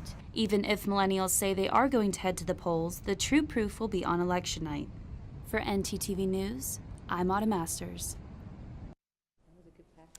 I want to thank our panel for sticking around with us today. Again, Professor Matthew Eshbal-Soha and Professor Valerie Martinez, thank you again. So given what one student had mentioned, that, you know, sticking behind your words and your viewpoints as much, so there's always so much talk about millennials not voting. In reality, they really don't go out and vote as much as they should. So what is it going to take for people to vote? Well, I think in Texas, you know, a charismatic candidate like Beto O'Rourke will motivate some, especially his message that is not particularly partisan, but more trying to bring out our best and have people participate for the sake of participating. I think that's important. That can motivate some people, but it has to endure, right? So we saw something similarly in 2008 with Barack Obama. We had a wave of support, but then those voters decided to stay home in 2010 and 2012, and we don't see that continuation of that motivation to vote. So it's not just one election and one candidate. You really have to commit to participating in elections. That's right. And I think that there was a trend in terms of young people. They were voting, like you said, with Barack Obama. It could be disappointment in 2016 for the reason that they didn't turn out. Young people, millennials, were behind Bernie Sanders, right? At least on our college campus they were. And when he didn't get the nomination from the Democrats, I think that took the wind out of their sails a little bit, and they laid out. It'll be really interesting to see what happens in this midterm election, because they've been told people don't think they vote, but yet they've been told, you know, this really matters, it's your life, because so many of these issues very much relate to millennials. So let's see what happens. And then speaking on Denton specifically, it does continue to stay a red county following each election, even though there are two universities here. Could we see a change in color, you know, if, let's say, every millennial went out and voted? You would see a change in color if every millennial voted, if the students who attend UNT and TWU reflect the national polls for young people. Because in the public opinion, for millennials, they lean Democrat. And so if they voted, you would see a change when you think of the numbers that are here. But also remember that a lot of the students here, they're registered at home. They don't actually vote in the district. There's some confusion about whether or not, they don't know the rules of eligibility, that they could actually register and vote from here. You only have to live somewhere 30 days. For some reason, many of my students, which we went through voter education training in our class, didn't realize, oh, I've lived here 30 days and I can vote from here. It was like, yes, you can vote from here. Well, what's my address? They didn't even know what their address was. So there's a learning curve. Voter education is important. I don't think there's enough instruction about how to vote when you're in high school, and certainly we need to do more of it in college. It was quite evident in my classes that the millennials needed that information. Yeah, it's hard to vote. I mean, as you point out, Val, the registration isn't easy. Knowing when you need to register, that you register 30 days ahead of time. There are all these impediments that restrict that. Now that's for everyone, but it's particularly complicated for younger voters who may be away at college, may not be living at home, and then just not really knowing, you know, the value of participating in an election. That's right. I agree. And then UNT being so diverse, you know, there's a huge Hispanic population here. And Hispanics, you know, given 2016 election, that they tend to fall more Democratic, not so much backing on the Republican side. Do you think that, and you know, it's usually Hispanics don't get out and vote, do you think this election, or following the 2016 presidential election, more Hispanics will get out and vote? The polls suggest that the Latinos are activated and they're concerned. There's a really good polling company called Latino Decisions, and it has identified that immigration is an issue for Latinos, and that they have they're motivated to vote, and they will cast their vote for candidates who are favorable to their position on immigration. Now, I will say that not all Latinos feel the same way in terms of what should be done with immigration. However, when it comes to the issues of the migrant families and the separations of parents from children, there's pretty much consensus among Latinos that that's a human rights issue and that shouldn't be allowed. And so many of them may cast their vote in that way, and you know, it's an issue that they care about. Their voting turnout has been steadily increasing, but it has never matched the eligibility of the voting population. There was a statistic in that last package, and it's a true one, that every 30 seconds we get one more eligible Latino voter, but that doesn't mean that they actually vote. We'll find out what happens with this particular election, particularly since President Trump has made immigration, he's pushed that issue as he's been going around in his rallies for the candidates. You can't ignore the issue if he's making it one. Right. Well, thank you guys so much for your answers. We'll be back a little bit later as the election progresses. Drake and Kennedy, back to you at the desk. Thanks, Autumn. To some people, it might seem like a prank, but vandalizing political signs is a crime, and it seems to be making a specific political statement. It's petty, it's unneighborly, it's annoying. With less than 2 weeks until the midterm election, tensions from both parties are rising, and it's spilling over into people's front yards. We've had quite a few people come in, obviously, to pick up Ted Cruz signs, and then it seems like we've had quite a few come back several days later because their sign is now missing from their yard and they want another sign. Stealing and damaging signs is taking place all over Denton County, regardless of party, and this isn't the first time. It's nothing that's new. We've seen it all the time, one candidate to the other. But I think what's new right now is all the hate, all the anger that's going with it. As for the signs that are being targeted, a particular Senate race seems to have caught the vandal's eye. It's all the candidates, but I think they're taking their rage out on the Beto. There's more Beto signs out there than anything else, so we're seeing a lot of those getting damaged.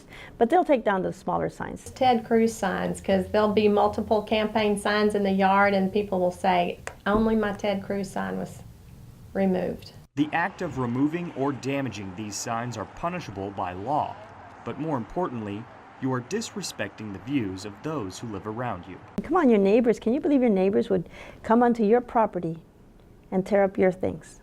It's not neighborly, right? We want to be neighborly. It's petty. While Americans take their politics seriously, so does the rest of the world. President Trump and these midterm elections are drawing international attention. Dr. Finn Pollard is an American historian at the University of Lincoln in England. And I think there's a lot of, what strikes me from my political junkie American historian perspective is the number of different kind of stories that are playing out in these elections as well. That on the one hand, you've got a kind of basic question of what sort of verdict is going to be rendered on the Trump presidency, which it seems to me has become a more urgent question in the light of the events of the last week in Internationally, the midterm election is being watched as an indication of how Americans respond to Donald Trump's presidency. Kevin Marsh is the former editor of the British Broadcasting Corporation and international political consultant. People are looking at the midterms very, very closely, not just because it'll be we'll see what shape American politics takes afterwards, but I think given the way that Trump has campaigned over the period of the midterm campaign, if that results in the Democrats not taking the House, for example, then it kind of endorses that kind of politics, that kind of political campaigning. I mean, if Trump pulls this off, I think it will further license those politicians across the world, and certainly politicians in Europe. And according to Marsh, if Republicans maintain control of Washington, the midterms would reflect a global push toward conservative governments. As more of the numbers roll in, election officials in Denton County are working late tonight to make sure all the votes are accounted for. ntTV's Dante Nunez is live at election headquarters with more. Dante? Thanks, Drake and Kennedy. Well, I think it's safe to say this has truly been a nail-biter. 10 minutes ago, I received a report saying that Ted Cruz was ahead by 1 point. And just a few minutes ago, I received another report saying that Beto O'Rourke is back on top by just over 0.5%. 0.5. So close, guys. Now, what's interesting is that over 5.5 million total votes have taken place already. Now, like I said, this is truly a nail-biter. We're still waiting to hear more about what's to come. We've got our sources back here. Now, that's all I have at the moment. We're going to keep you updated with the votes as they come in. Drake and Kennedy. Thanks, Dante. As we get closer and closer to finding out who will represent us in the Austin and D.C. governments, excitement is growing. ntTV's Victoria Laura is live at the SGA watch party with some student reactions. Victoria, how is it? That's right, Drake and Kennedy. Like I said, a lot of the people that are voting today, this is their first time being able to cast a ballot for this election. But I'm joined by Ryan Cameron, who's not a first-time voter, but a second-time voter. So, Ryan, what encouraged you to get into the voting booth, not just once, but twice? Well, like on social media, there were like a lot of millennials who were talking about voting and getting back out there and just being strong in your opinion. And there were a lot of people who weren't able to vote legally at the age, so talking about voting and getting out there, so that really encouraged me to do that. Right, so it's pretty inspirational. Would you say that this election is pretty important to you? I mean, yeah, because the person that I want to see win, his beliefs are really powerful to me because his beliefs in education and healthcare and immigration. Okay, that's awesome. So I hope to see you voting again this next election. Now, that's all I got. That's all I have here from the SGA watch party. But as the votes continue to count up, the race is getting tighter. That's all I have here. Kennedy and Drake, back to you. Thanks, Victoria. While the excitement is building up on campus, people out on Fry are celebrating every point. Let's head out to Jordan James with more on how people are feeling about these numbers. Jordan?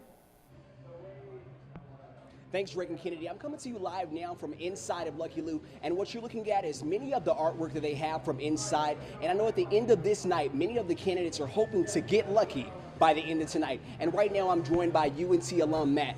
Matt, how's it going? Good. Thank you. Good, okay. Good. So what are your initial thoughts on the midterm race? I think it's a very close race with a lot of the races, a lot of big turnout tonight.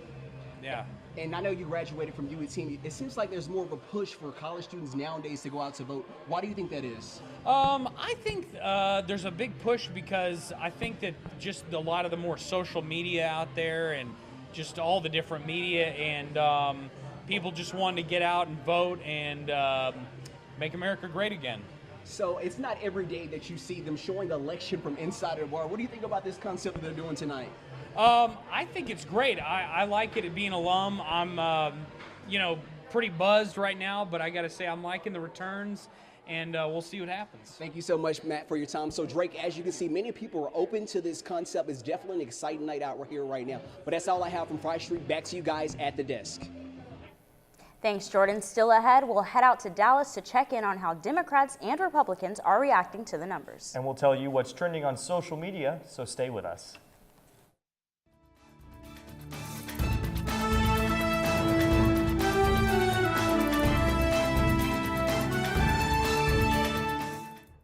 Hey, did you know that 2.4 million loving cats and dogs in shelters and rescues need our help to find a home?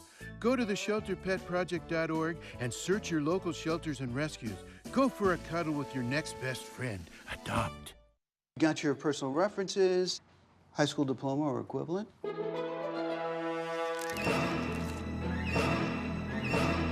Skip the drama. Get your diploma. It's right there. Find free adult education classes at finishyourdiploma.org.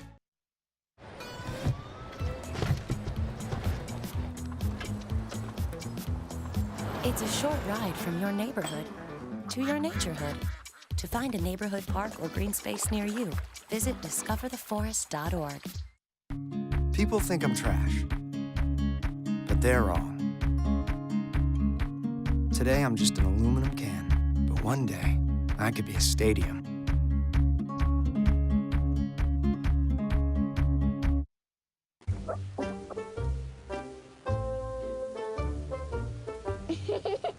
Sometimes all it takes to be a dad is remembering how to be a kid again. Take time to be a dad today.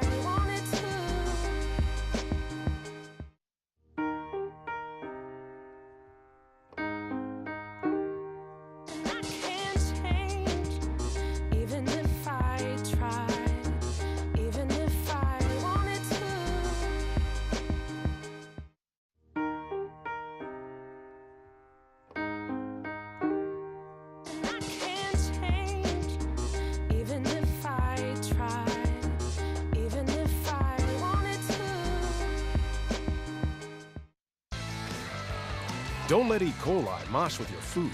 An estimated 3,000 Americans die from a foodborne illness each year. So always separate raw meat from vegetables.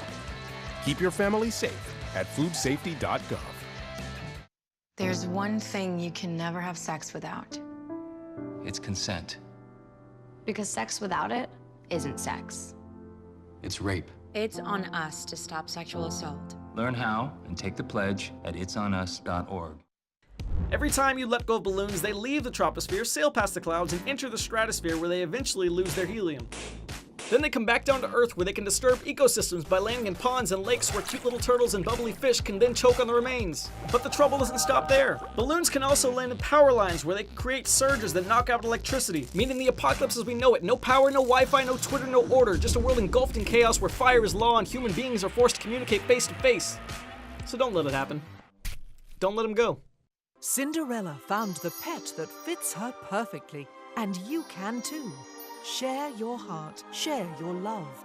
Make a shelter pet part of your world. Happily Ever After begins at theshelterpetproject.org.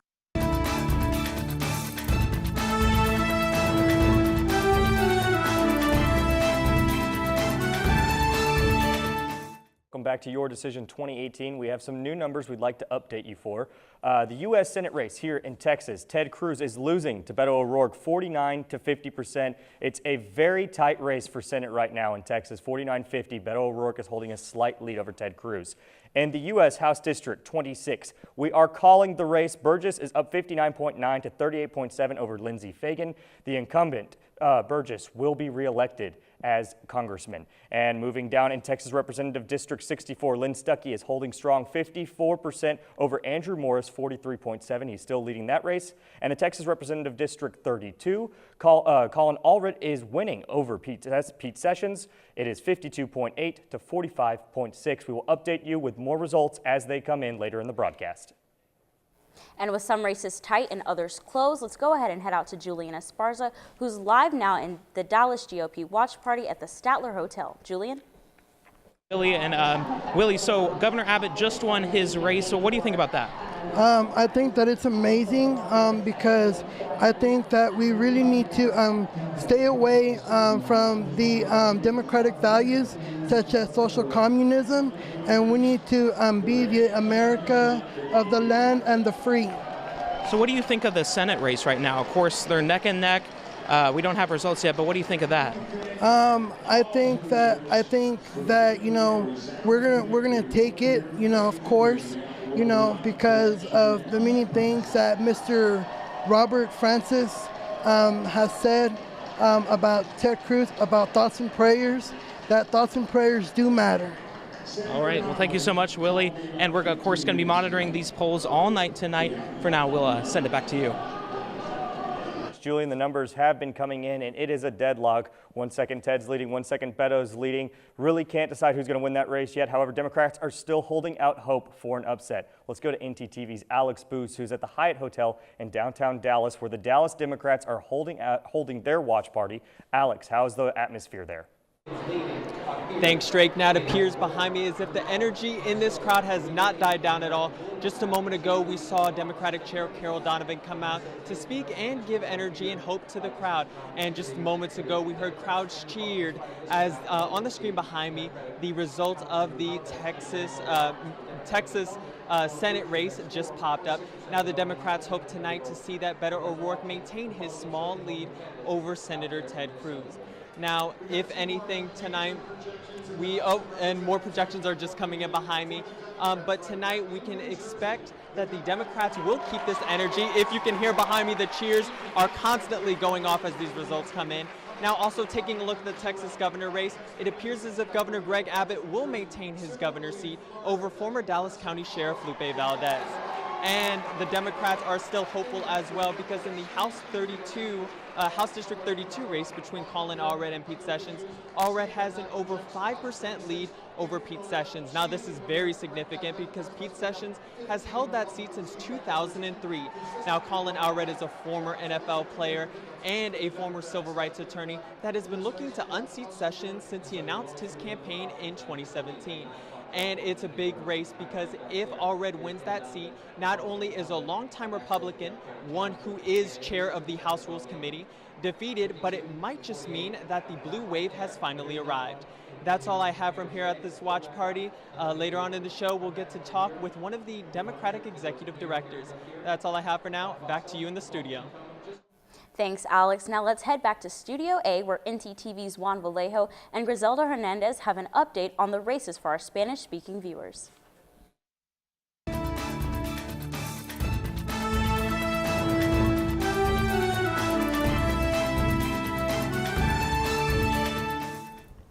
Gracias por su sintonía con este noticiero especial en ntTV. Soy Juan Vallejo. Y yo soy Griselda Hernández. Ahora tenemos algunos de los resultados actualizados. Para el Senado tenemos a Cruz con un 49% y a O'Rourke con un 50%. Y para gobernador ha sido confirmado Greg Abbott con un 54%, ganándole a Lupe Valdez con un 44%. US Distrito 26 de Texas, Michael Burgess está 59%, Lindsey Fagan con 38%. Tenemos representante de Distrito 64 en Texas, Lynn Stuckey con 54%, Andrew Morris con 43%. Representante de Distrito 32 en Texas, tenemos a Pete Sessions con 45%, Colin Allred con 52%. Y Edison está en la sala de redacción donde está investigando las actualizaciones de las elecciones locales y estatales. Vamos a ver cómo está transcurriendo el proceso de los productores con las coberturas informativas. Edison.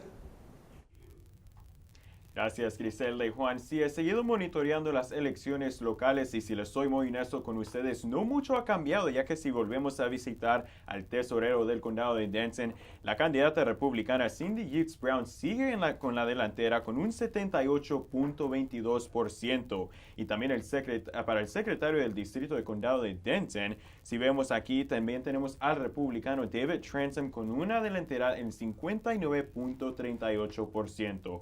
Por último, si visitamos el juez de paz del condado de Denton del precinto 5, también otro republicano, Mike Oglesby, con la delantera del 58.67%.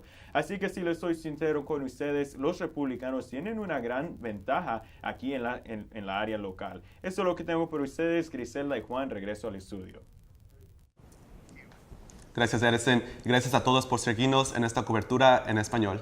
Nuestra cobertura de Tu Decisión 2018 sigue en inglés. Kennedy y Drake, de regreso con ustedes.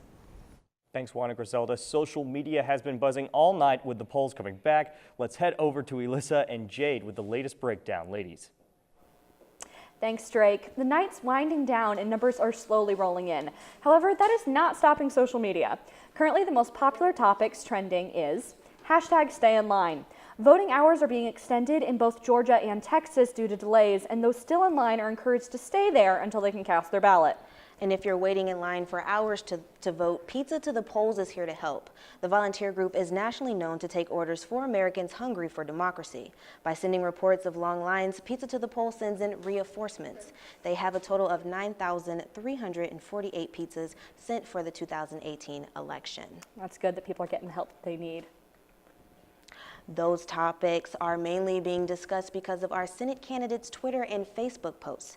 Recently, Beto O'Rourke updated his account stating, "If you're in line, stay in line," from a video, while Ted Cruz is tweeting 2 hours ago, "Make your voice heard, find your polling place." He encourages voters to bring their friends to the polls. And with those numbers being so close, this matchup is sure to be a nail-biter until the end. Back to y'all at the desk. Thanks, Jade and Elissa. When we come back, we'll head over to the watch parties here in Denton County. And a profile of the people who make all this happen, the poll workers. Stay with us.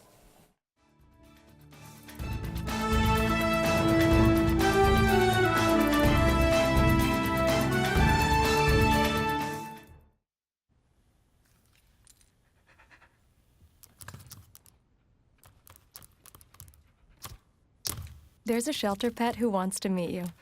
Meet one today. Visit theshelterpetproject.org. Adopt. This is the moment I knew. His future had no boundaries. There are some moments only the forest can inspire.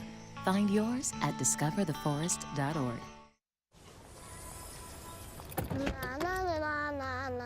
Are we there yet? Yep. We're here. It's a short drive from your neighborhood to your naturehood. To find a neighborhood park or green space near you, visit discovertheforest.org. This new mom is struggling to get the skates just right. Now she's holding on for dear life. You don't have to be perfect to be a perfect parent. Thousands of siblings in foster care will take you just as you are.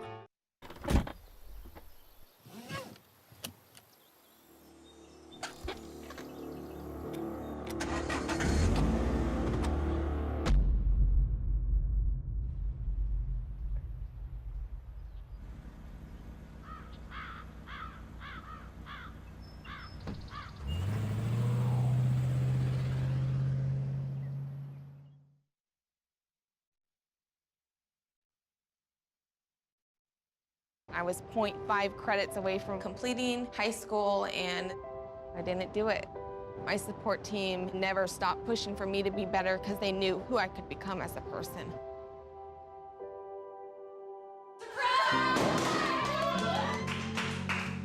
I've been given an opportunity, and I'm just thankful for it.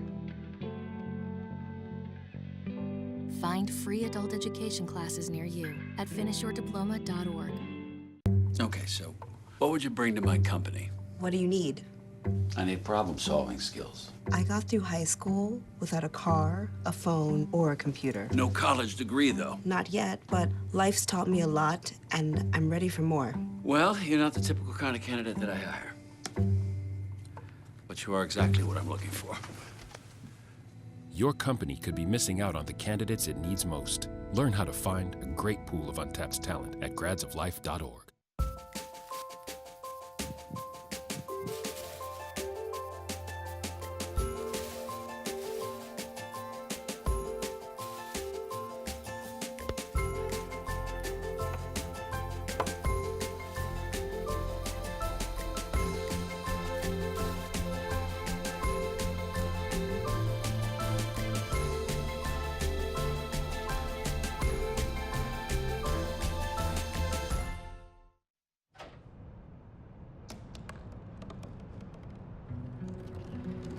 They said I couldn't dream.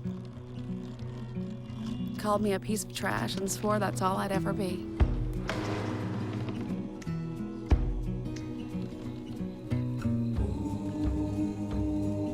Said a bottle couldn't see the ocean.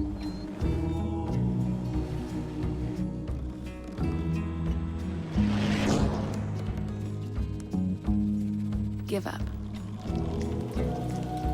Go back to the dumpster. But I didn't listen. I made my way.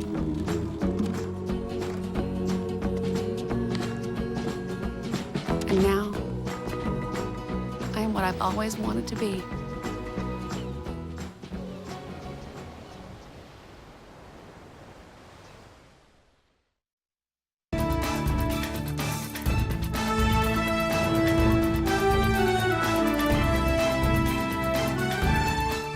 Welcome back to Your Decision 2018. We have some numbers we'd like to update you on. The U.S.-Texas Senate race is still just neck and neck. Ted Cruz has emerged 50-49 over Beto O'Rourke. At the moment, he is leading that race, but it has gone back and forth all night. We'll look at Texas Representative District 64. Lynn Stuckey is still ahead of Andrew Morris, 54 to 43.7. He's holding strong there. For the Texas Representative District 32, Pete Sessions is still losing to Colin Allred, 45.6 to 52.8. Colin Allred trying to beat out the incumbent Pete Sessions in that race. We'll have more numbers for you later on. But here on Election Day and all during early voting, there is one critical group that really doesn't care how you vote, just that you do vote, the election poll workers. Tonight, ntTV's Erica Simmons introduces us to one of those committed volunteers. It's the time of year again when you are able to make a difference in your government by exercising your right to vote.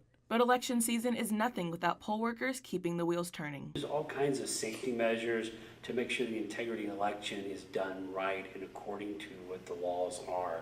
North Texas alum class of 96 and 30-plus year poll worker counters a common excuse for why people don't vote. People sometimes don't think their vote counts, but it does. If you don't vote, then it's hard to especially complain about what happens and who's in charge of your city, your state, and the country because you haven't voted. So voting is important because it's your voice. With many years behind the booth under his belt, he has an idea of who will and will not vote. But when the younger generation does come out, it calls for celebration. It's exciting when a first person comes in, it's their first time to vote, that the poll workers, we actually cheer for the person because they're voting and they're exercising their voting and their right to vote, which is an exciting time to do, and we should always do that. Erica Simmons, ntTV News. Well, the votes have been cast and are being counted, so let's head out to ntTV's Courtney Wilson, who was with the Denton Democrats at the Old Town Brew House in Louisville. Courtney?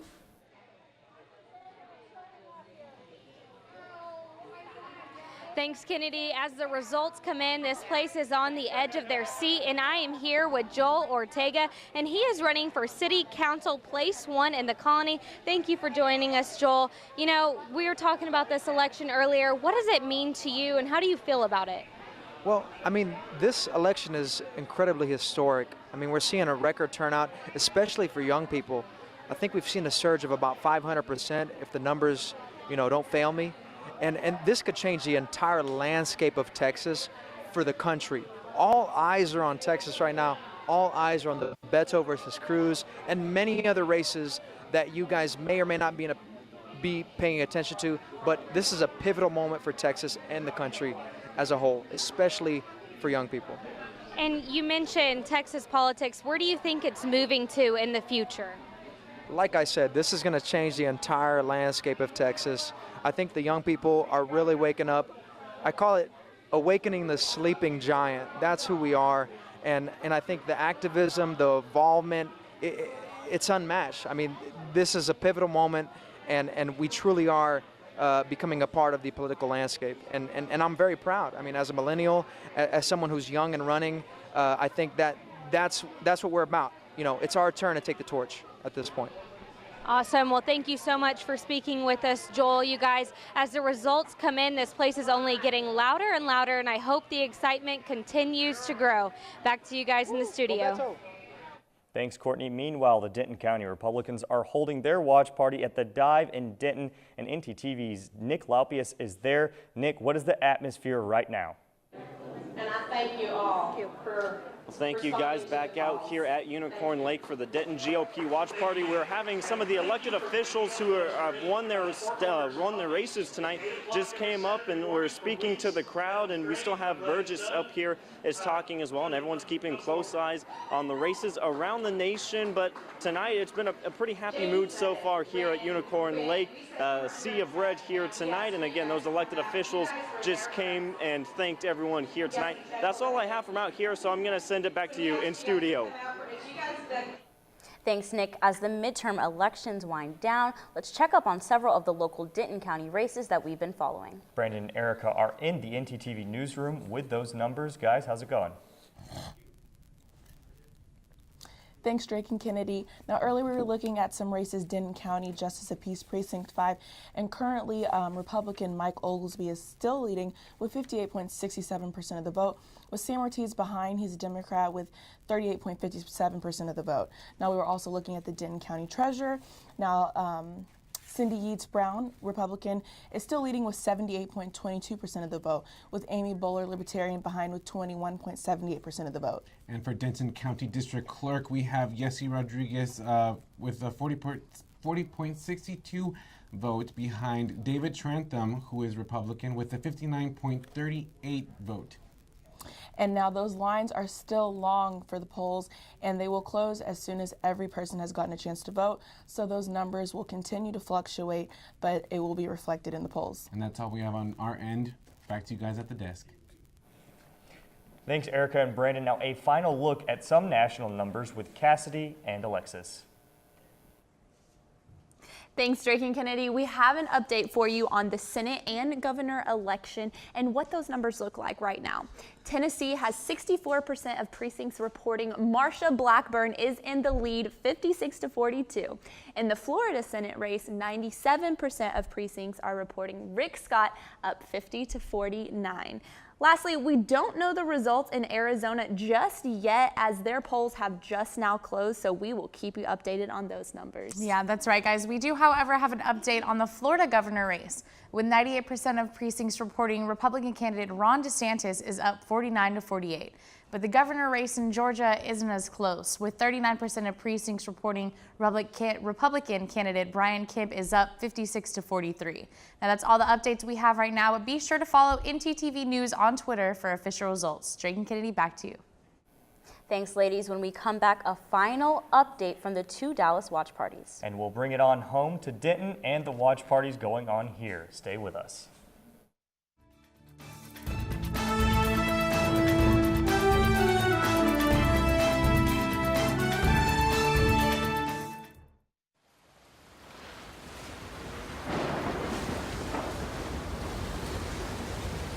Tonight, along the Texas Gulf Coast, utter devastation. Harvey barreled ashore overnight, packing 130-mile-an-hour winds, blinding sheets of rain, and a treacherous storm surge. Harvey can't mess with Texas. So donate now to help make Texas whole again.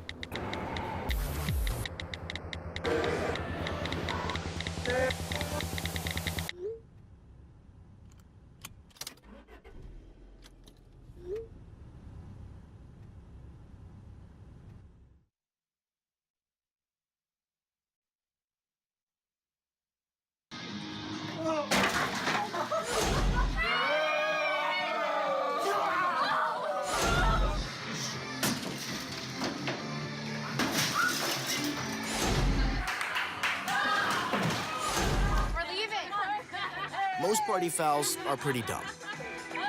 But if you decide to drink and drive underage, you could lose your license and your freedom. Underage drinking and driving. The ultimate party foul.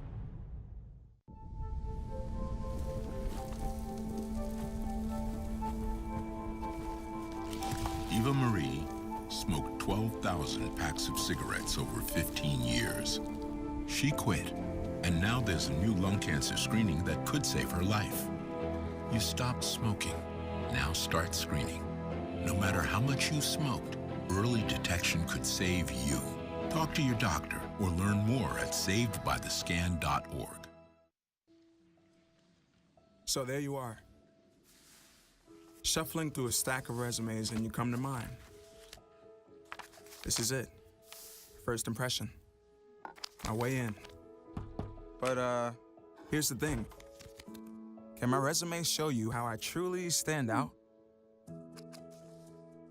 Can one piece of paper really tell you my whole story? Like that I was studying, going to night school while working 2 jobs just to help my parents pay for groceries. Or how anytime there was an opportunity, I was the first one to step up. Because I wasn't gonna let my life, my circumstances dictate who I was gonna become. And all of that determination, the commitment, the drive, that's me. And that's something you just can't put on paper. Look beyond the resume and discover new ways to develop great talent, like me.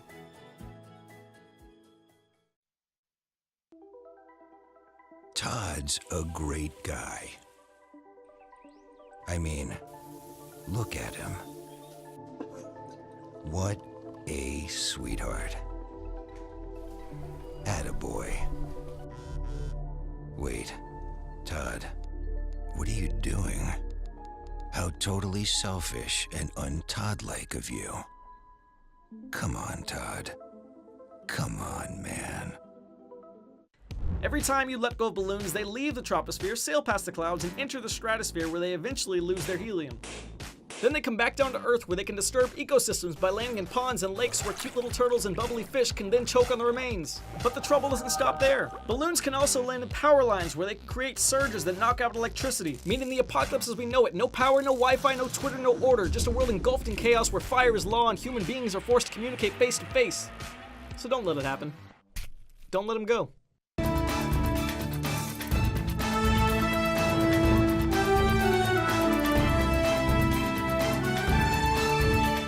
Welcome back to Your Decision 2018. We have a couple of races we'd like to update you on.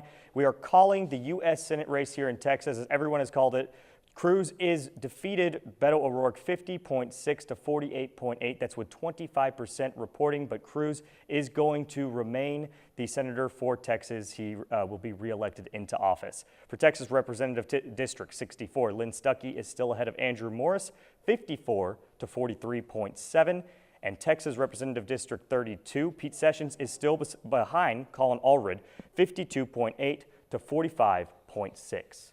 That's all the numbers we have right now, and that's what we're going to end with. Now let's go out to Dallas and the Republican Watch Party at the Statler Hotel. ntTV's Julian Esparza is there now. Julian. As well, it's nearing the end of the night, and the races that we've been watching have been called. Of course, we know that Governor Greg Abbott has been elected for another term, and we are just now learning that Senator Ted Cruz has been projected to win re-election. He narrowly beat his challenger, Democratic challenger Beto O'Rourke, about 50 to 48. That's what national media outlets are projecting right now. Again, they are projecting Senator Ted Cruz re-elected to another term in the United States Senate. Here behind me at the GOP Watch Party, people broke out into applause when they found out the news. Obviously very happy that their candidate, Senator Ted Cruz, will be back in the Senate for another term. For now, we're live in Dallas for the GOP Watch Party. Back to you.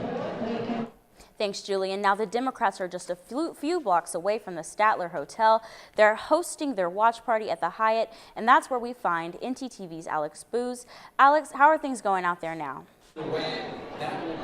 Now, thanks, Kennedy. Now I'm currently here with the Dallas Democratic Party Executive Director Carmen Ayala. Now, Carmen, just a few moments ago, we heard that the race was called in favor of Senator Ted Cruz. But I want to know, what has Beto O'Rourke done for the Democratic Party here in Dallas as well as the state of Texas? I think what Beto has done is inspired a lot of millennials, because everyone was depending on millennials to come out and vote, and I think he inspired a lot of people, especially here in Dallas. The phone calls we got today were people that were born in 1992, 1994, first time voting. They were calling us for help, so I think he energized the Democratic Party here in Texas.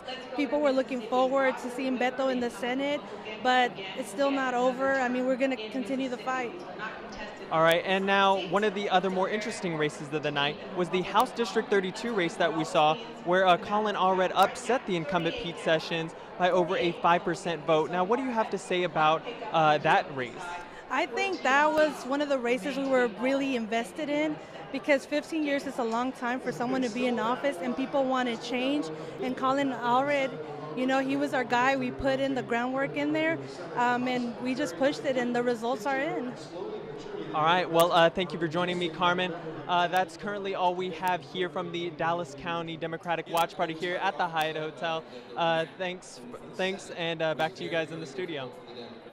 Thanks, Alex. Here in Denton County, the Republicans and Democrats have also been watching the numbers closely. ntTV's Nick Laupius is with the Republicans right now, celebrating their victory with Ted Cruz. Nick.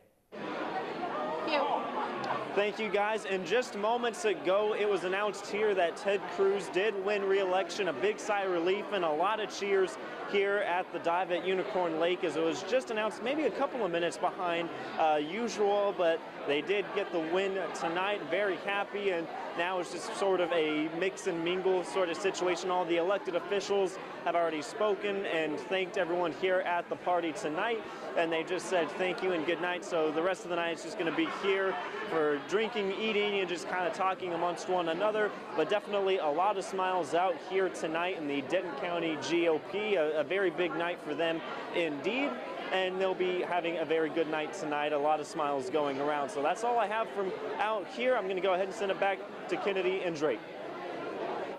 Now, we've just heard from Nick and the Republicans here in Denton County. Now let's go ahead and go to the Democrats and their watch party. That's where we'll find ntTV's Courtney Wilson. Courtney, how's it going? All right. Thank you, Drake and Kennedy. While Ted has been called the winner, Democrats here are hoping that Beto's campaign is a springboard for Democratic votes in the future. Back to you guys in the studio. Thanks, Courtney. Well, Kennedy, what a night the ballots are in on the East Coast and here in Texas. Essentially, all the races have been called up to this point. That's right, Drake. But of course, we won't know the official results until all votes have been counted and confirmed. And before we go tonight, we owe a special thanks to everyone who welcomed our reporters into their watch parties, and all of the crew and participated in the interviews, and of course our guest on the panel tonight. And a huge thank you to everyone here at North Texas Television, on screen and behind the scenes, who made tonight's show possible. As always, thanks you so much for sharing your time with us tonight as we covered your decision 2018. I'm Drake Lawson. And I'm Kennedy Huff. On behalf of all of us here at ntTV, thank you for watching. And good night.